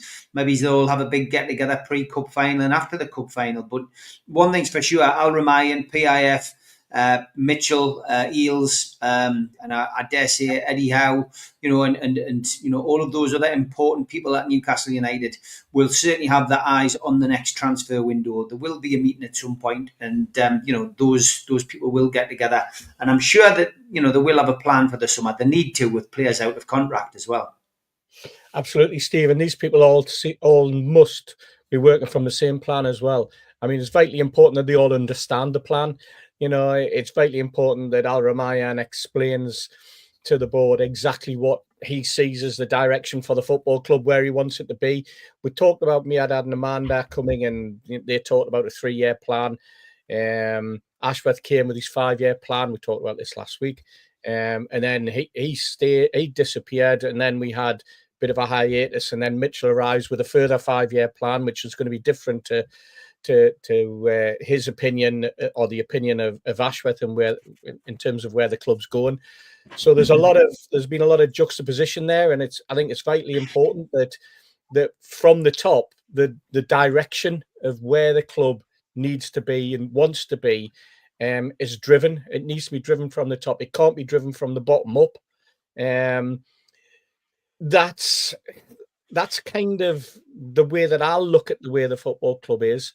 I think that, how do we put it? I think at the moment, I think some of the decisions are being quite strategic, but perhaps at boardroom level, those strategic decisions get made. But what about the people at the bottom who can then implement those decisions or implement those direction? And I think that's where we've been lacking. You mentioned earlier, we only had Lee Charnley, and you know, he was making the tea, and he was also driving the financial direction of the football club. He was, you know, previously the club secretary.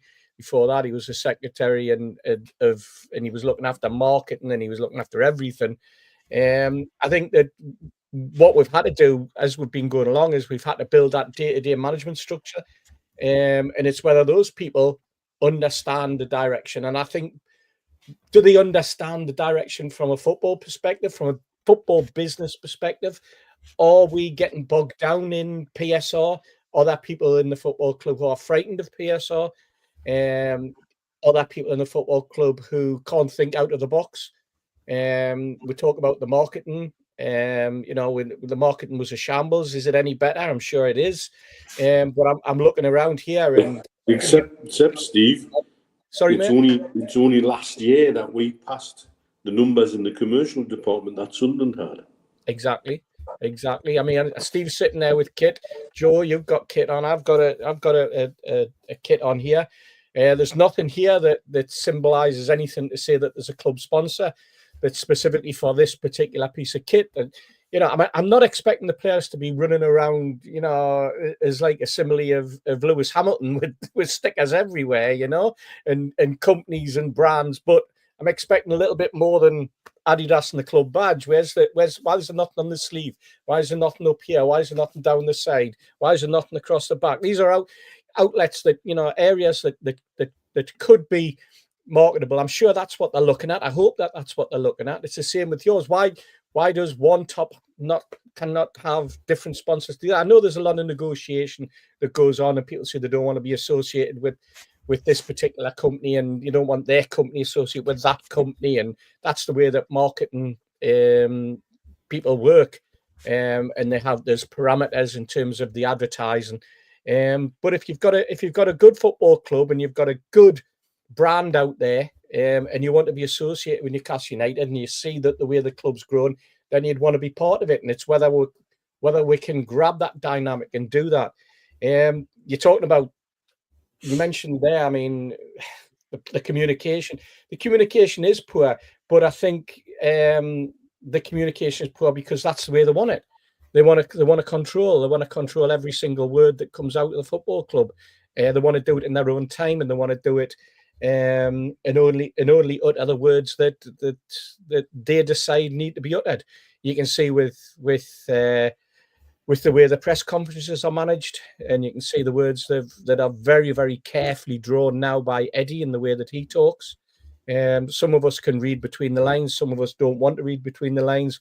Some of us do everything but read between the lines, and some of us love reading between the lines. It's the very nature, but that's why Eddie is very, very careful what he says. We look at Aston Villa. I hope Aston Villa win, by the way. I hope they win the Champions League, right? They'll finish outside the top 7. They'll win the Champions League. The coefficient's going to get an extra place for us in the Champions League. That's 5. Villa win the league. That's 6. And then Tottenham and Man United win the Europa, and that's 7 English clubs in the Champions League next season. Can you imagine the commotion of that? And as long as we're in with that bunch at the top 5 and we get a Champions League place and we're part of it, then that will help us to grow. I'm being sarcastic here, obviously, but that's our target. We can get into UEFA by doing well in the Carabao Cup, winning that, and we've got a UEFA Cup spot. We're still in the FA Cup. These are opportunities for us, and this is where we want the football club to be. It's just whether or not, and I think that's where the email is that we received is sort of questioning: have we got the people, and have we got the plans in place to drive us to the top spots that we want? And I think from a selfish point of view, people like myself, have we got the time to wait? We're all getting on a bit. And have I got another 5 years of waiting for Mitchell's plan? By which time, by the way, Mitchell will probably have left Newcastle and somebody else have come his place, because what's happening these days is these sporting directors tend to be in demand, and as somebody leaves one club, they come to another. So we've got no guarantee that the longest job he's had 3 years, Steve. Yeah, exactly, and we see it all the time. And these guys move on just like the players do. They hop, skip, and they jump. If they're not getting their own way, they'll skip. Somebody else sees them doing well, they'll skip. So we've got no way of knowing, and it's whether or not the people in the football club can still stick to that 5-year plan, or whether the person's coming in. So there's lots of gambles, there's lots going on, and ground redevelopment. I think the training ground will come before the new ground, and I do think it'll be a new ground, but I think the training ground will be the one that happens first, and that might be the first opportunity for Stewie to come in and bring all the big sponsors with him. Good stuff. Okay, we've got about 15 minutes left. We won't be able to cram everything in tonight. It's been a great show. Obviously, we took up a lot of time discussing the qualification for the League Cup final. And, of course, we'll be playing Liverpool. Just to thank you to everybody, 1,130 of you watching live tonight and 500 of you watching on Twitter. Jump onto YouTube. Hit the subscribe button. It is free. We do 7 shows a week, a variety of shows on NUFC Matter, and are going to continue to do so. So jump on board, and don't forget the new website where everything is, nufc.co.uk. Time for a little bit of lightheartedness. If you're easily offended, go and put the kettle on.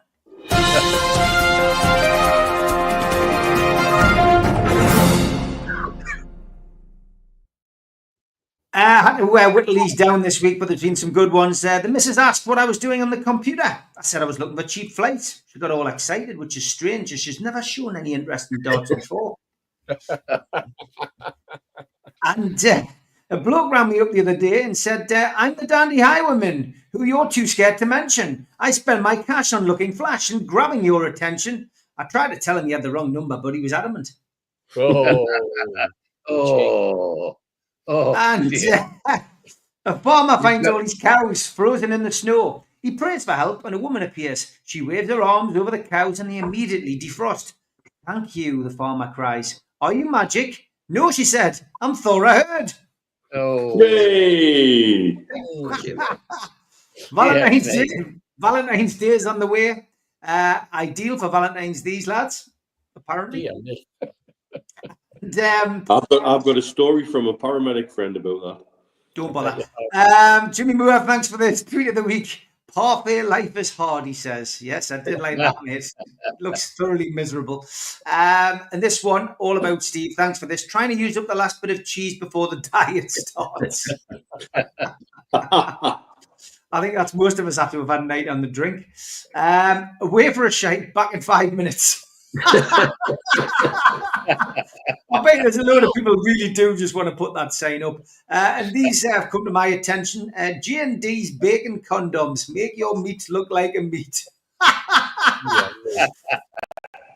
Lubricated with bacon lube, DMAO. Not available in all countries, of course. Timo Adidas. I love this. Nightmare. Yeah, snipe trainers. And these are, lads, the ultimate cereal bowls. Oh, God.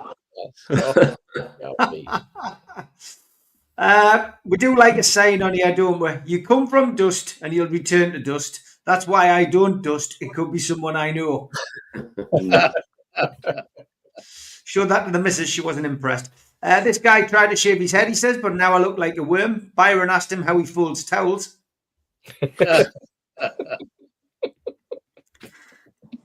And Parrot and Lads 1980 style. Mum, I'm really ill. I think it's appendicitis. Yeah, drink this and watch Danger Mouse and you'll be fine. And somebody sent this as a suggestion for Dr. Neil's new jewellery. This could complement some of the watches you've got, Neil. Teeth rings. Oh, Jesus. I think probably quite a few people have got them in Biker after a Friday night in the big market in the 80s where they're punching people in the teeth used to go into sovereigns. I feel sorry for this guy, but he's looking for a wife. He's a very good listener. And it's time to learn. It takes time, to learn how to play hide and seek. Strange Animal Corner now. We've been sent this. Nice cock. It certainly is. Following on from that, Jimmy sent us this one. Tweet of the week. Reese's thought pink hearts would be cute for Valentine's Day. I think they took that from the chicken's neck. First time using the air fryer, lads. Turned out delicious. It's not even Easter yet, and they're starting to fly in. And another one of those wonderful names on Facebook, Bob Sharuncle.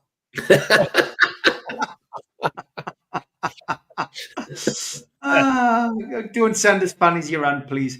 Very disappointed the daffodils I planted last year turned out to be marigolds. Oh, very Oh, good. God. Right. And apologies to anybody, and I'll say a confession in church for this one. When you're drunk, friends try to look sober while you negotiate with the bouncer.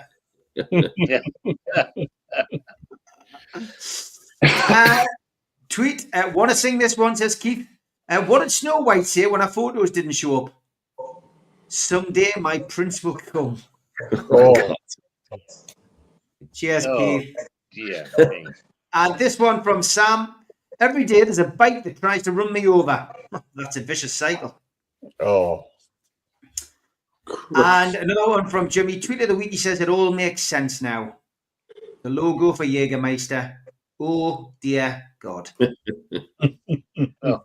Mitch and Stu can definitely vouch for that. Another one from Jimmy. Your feet are disgusting, lads. What do you need? A pedicure. Pedicure. No. Oh. And weather warning, Southerners are urged to travel and not to travel unless absolutely necessary. Northerners, you'll need your big coat. And this one on the 90 Ravers page, when it's 8 a.m. and you finally give up looking for the other rap that you sure you had. And woman on death row, what do you want for your last meal? I don't know, what do you want? Sorry, Jules, Denise, and every other female in the chat. I do like my old pictures, lads. Remember this? Aye. God. Dear me. Yeah. On top of the Tyne Bridge, this was Daredevil painter Jerry, and he was sacked for doing a handstand on the Tyne Bridge in 1985. Tyne Bridge repaint made national news when painter Terry Donnelly was pictured in the Daily Mirror performing a handstand on top of the arch 193 feet above the river. Terry was sacked and his boss said he would be better off working in the circus. It's brilliant. He said, I seen this picture for the first time last week. I'm surprised it hasn't become one of those classic pictures. It's a bit like the northeast version of lunch atop a skyscraper. Yes, right. Bless him. Absolutely brilliant, that.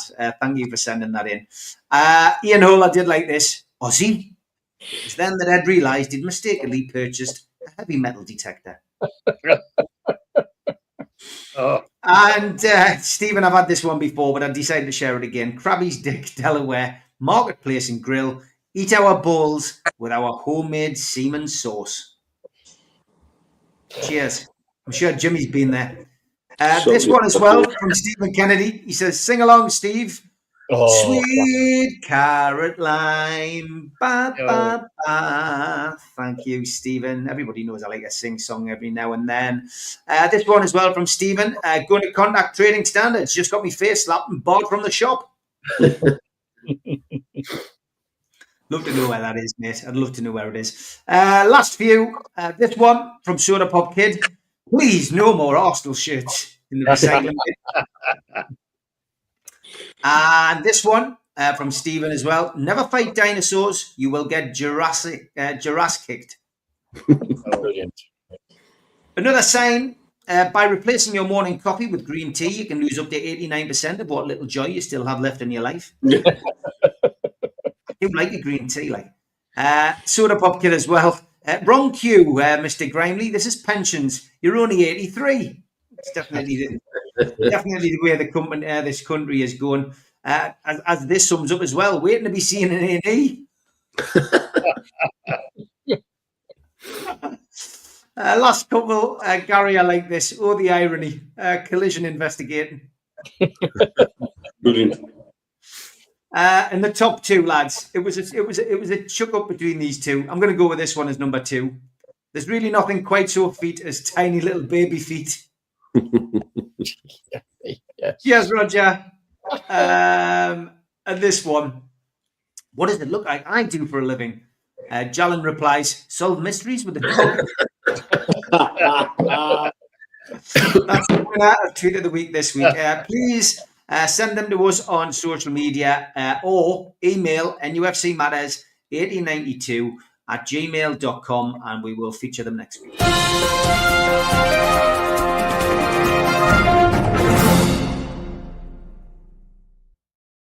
Okay, back to football. Newcastle United take on Birmingham in the FA Cup 4th round. It's a 5:45 kickoff at the Gil Merrick Newcastle 5,000 tickets and sold out. Just a reminder that if the scores are level after 90 minutes, 30 minutes extra time will be played and penalties if required. The 5th round draw takes place on the One Show on Monday at 7:10.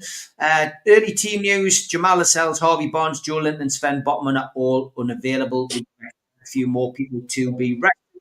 As for Birmingham, Icelandic international Willem Wilson returned from injury. Fellow midfielders Pak Sung-ho and Emil Hansen are both crocked. Former Magpie defender Grant Hanley signed from Norwich City last month, and he isn't cup tied. So we will have Tyne Stato first. Here we go.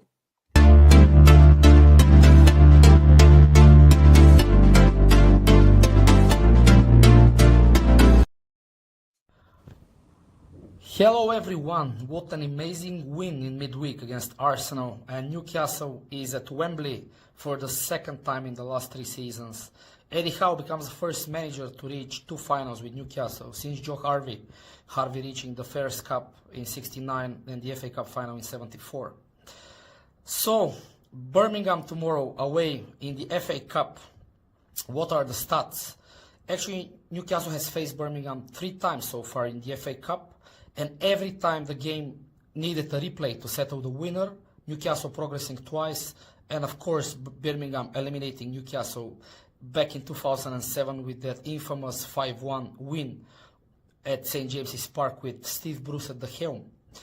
Now, this actually is Birmingham's only win against Newcastle in their last 15 games in all competitions, with Newcastle actually winning in the Championship 4-0 at home, and back in the 2016-2017 season, also eliminating Birmingham in the FA Cup at St. James's Park after a 3-1 win. Now, a peculiar stat is that Newcastle has been eliminated as a top-flight club 32 times by sides from lower divisions. Only Everton has been eliminated more from lower division sides, while at the same time Birmingham, when they have been in the lower division, have eliminated teams from the Premier League 23 times, with only Southampton and Millwall more successful than Birmingham in doing this. Let's see what the future holds and if Newcastle can do another amazing cup run in the FA Cup like they do in Carabao. How are the lads? Thank you, Andre, who was at the match this week with his missus. Great to see. We didn't manage to catch up, but he was there in all his glory. Scunny Mag was there as well, and he has sent us this for this week. Evening, folks. Scunny Mag Paul here again. Another away day guide. This one's for Birmingham City in the Cup. Trains, pubs, parking, hotels. It's all coming up.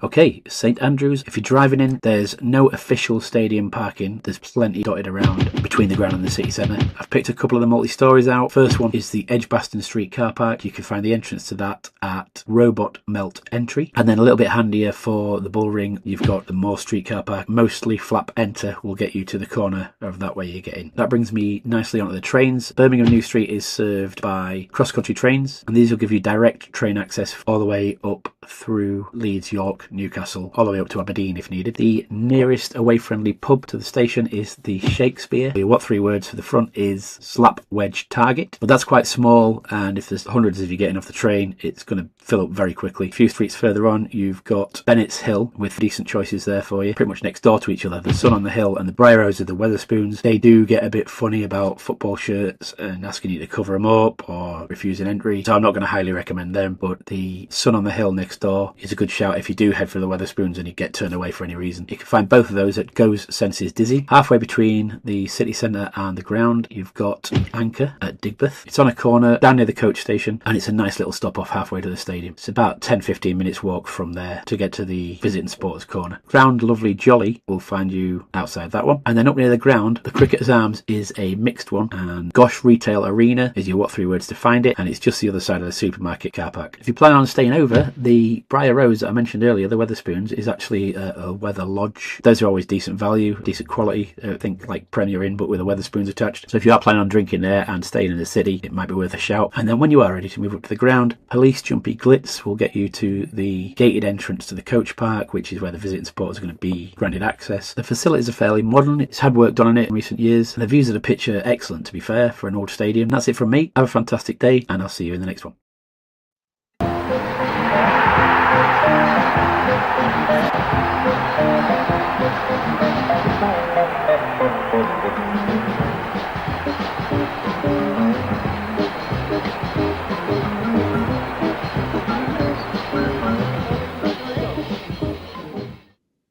Joseph, Toon Tipster, over to you, sir. Thank you, Stephen. Conscious of the time, so I'll rattle through these. Birmingham City are 9-2 to win the game tomorrow. The draw is 17-5, and Newcastle are at extremely short 1-2. So it'll cost you 20 quid to win a tenner, essentially. Don't know what the lineup's going to be. I have a funny feeling it will be our reserves, if we've got such a thing now. So Callum Wilson just under evens to score any time in the game. William Asula just over evens to score. Joe Willock a touch under 3-1, and Lewis Miley 13-2.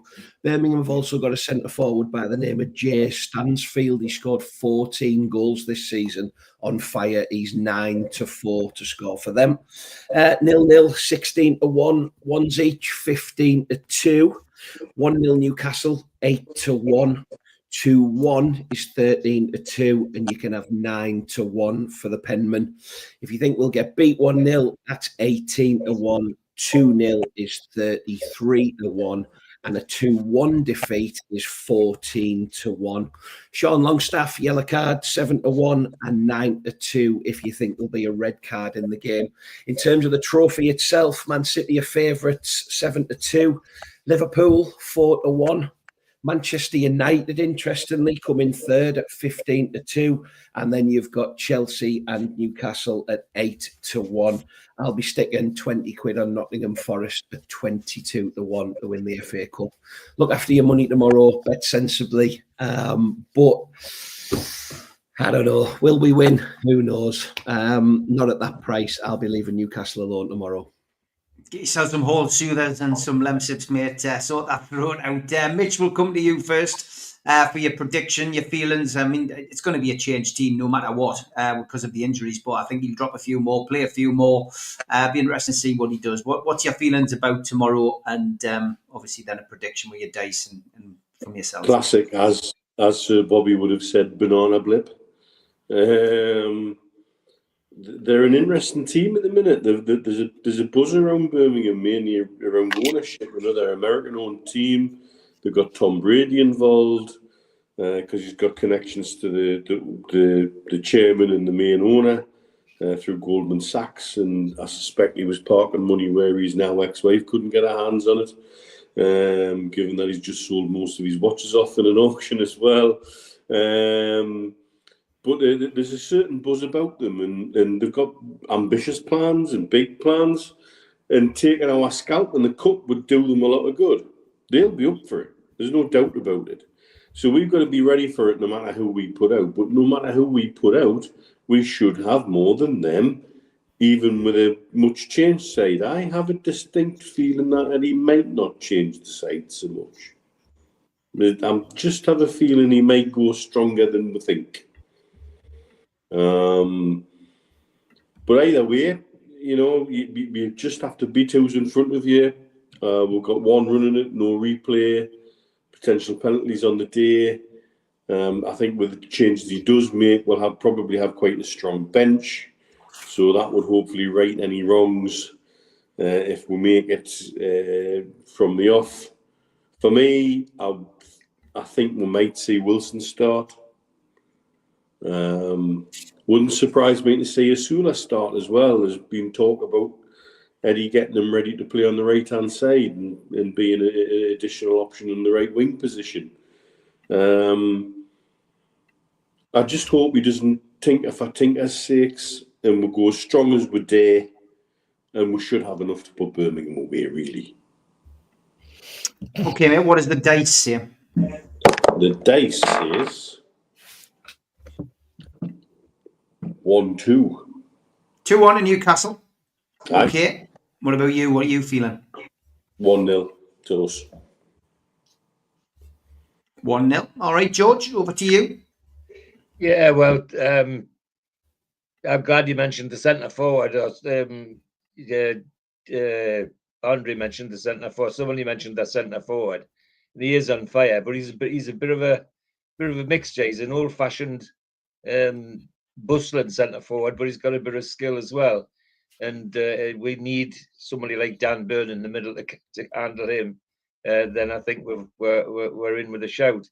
I like Neil. Hope he doesn't just go berserk with this playing the weekend side. I still want to see win the FA Cup and don't want to give it away. But I understand that some of them will need a rest. But having said all of that, my view is we will win 2-0. 2-0. Okay. Tune tipster, Joe. Yeah, 2 trips to Wembley in a season and the Champions League spot. Why not? Yeah, it won't be easy. Birmingham are on the up and to the fly and definite favourites to go up from League One back to the Championship. I still think our fringy, if I'm allowed to call them that, players should be good enough. The likes of Lewis Miley, Sean Longstaff, Emil Kraft, Callum Wilson, we should have enough to beat them, although we've said that a few times in the past, as Andre said. It'll be closer than we think. I would quite happily take 1-0, walk away, and beat Liverpool at home in the next round. Why not? Okay. Steve? I'm going to go for wholesale changes. Mitch says no changes at all. I'm going to go for wholesale changes. I think I've written a lineup here. And I thought this might shake it. I've got Pope in goal. I've got Byrne and Shaw at the back with Target and Kraft at fullbacks. I've got Miley, Livramento and Willock in midfield. Bruno in midfield. And I've got Asula, Wilson and Willock up front. And I think that the Bruno one would be a swap with Tonali. It could be either or. Mainly because you look at the rest of our squad, and we've got hardly anybody else that we can bring in. I've only got 5. I've got 5 on the bench. We really are threadbare, I think there are players that do need a break after the midweek and after last weekend, and I think it'll benefit from them. But I think there are players that need a run out. So I'm going to go again. I'm going to go for a 2-0 win to Newcastle. Birmingham are a strange city, strange team. A city like Birmingham should have a team in the top level, but never ever have. It's weird. I don't know what it is about Birmingham. Yes, we've got Villa down the road, but actually Birmingham City, it's Britain's second city really in terms of demographic and size. But Birmingham City have never really set the world on fire since the 50s.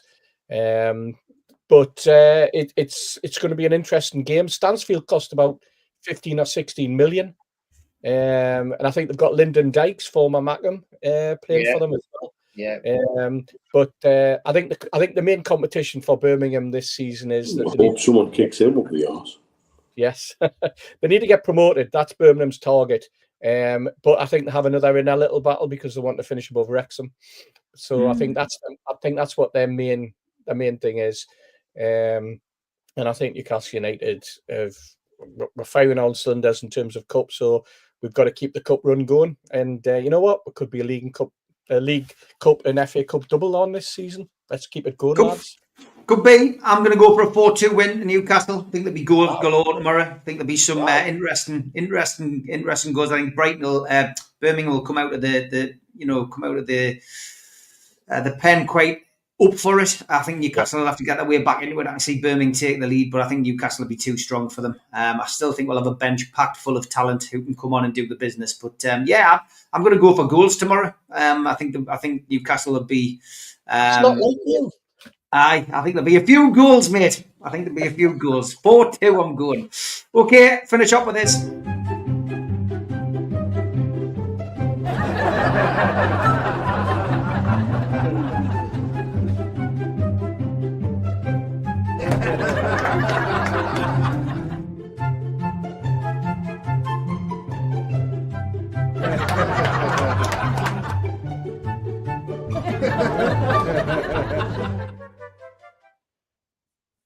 I spotted an elderly gentleman at the supermarket collecting trolleys. I reckon he was pushing 80.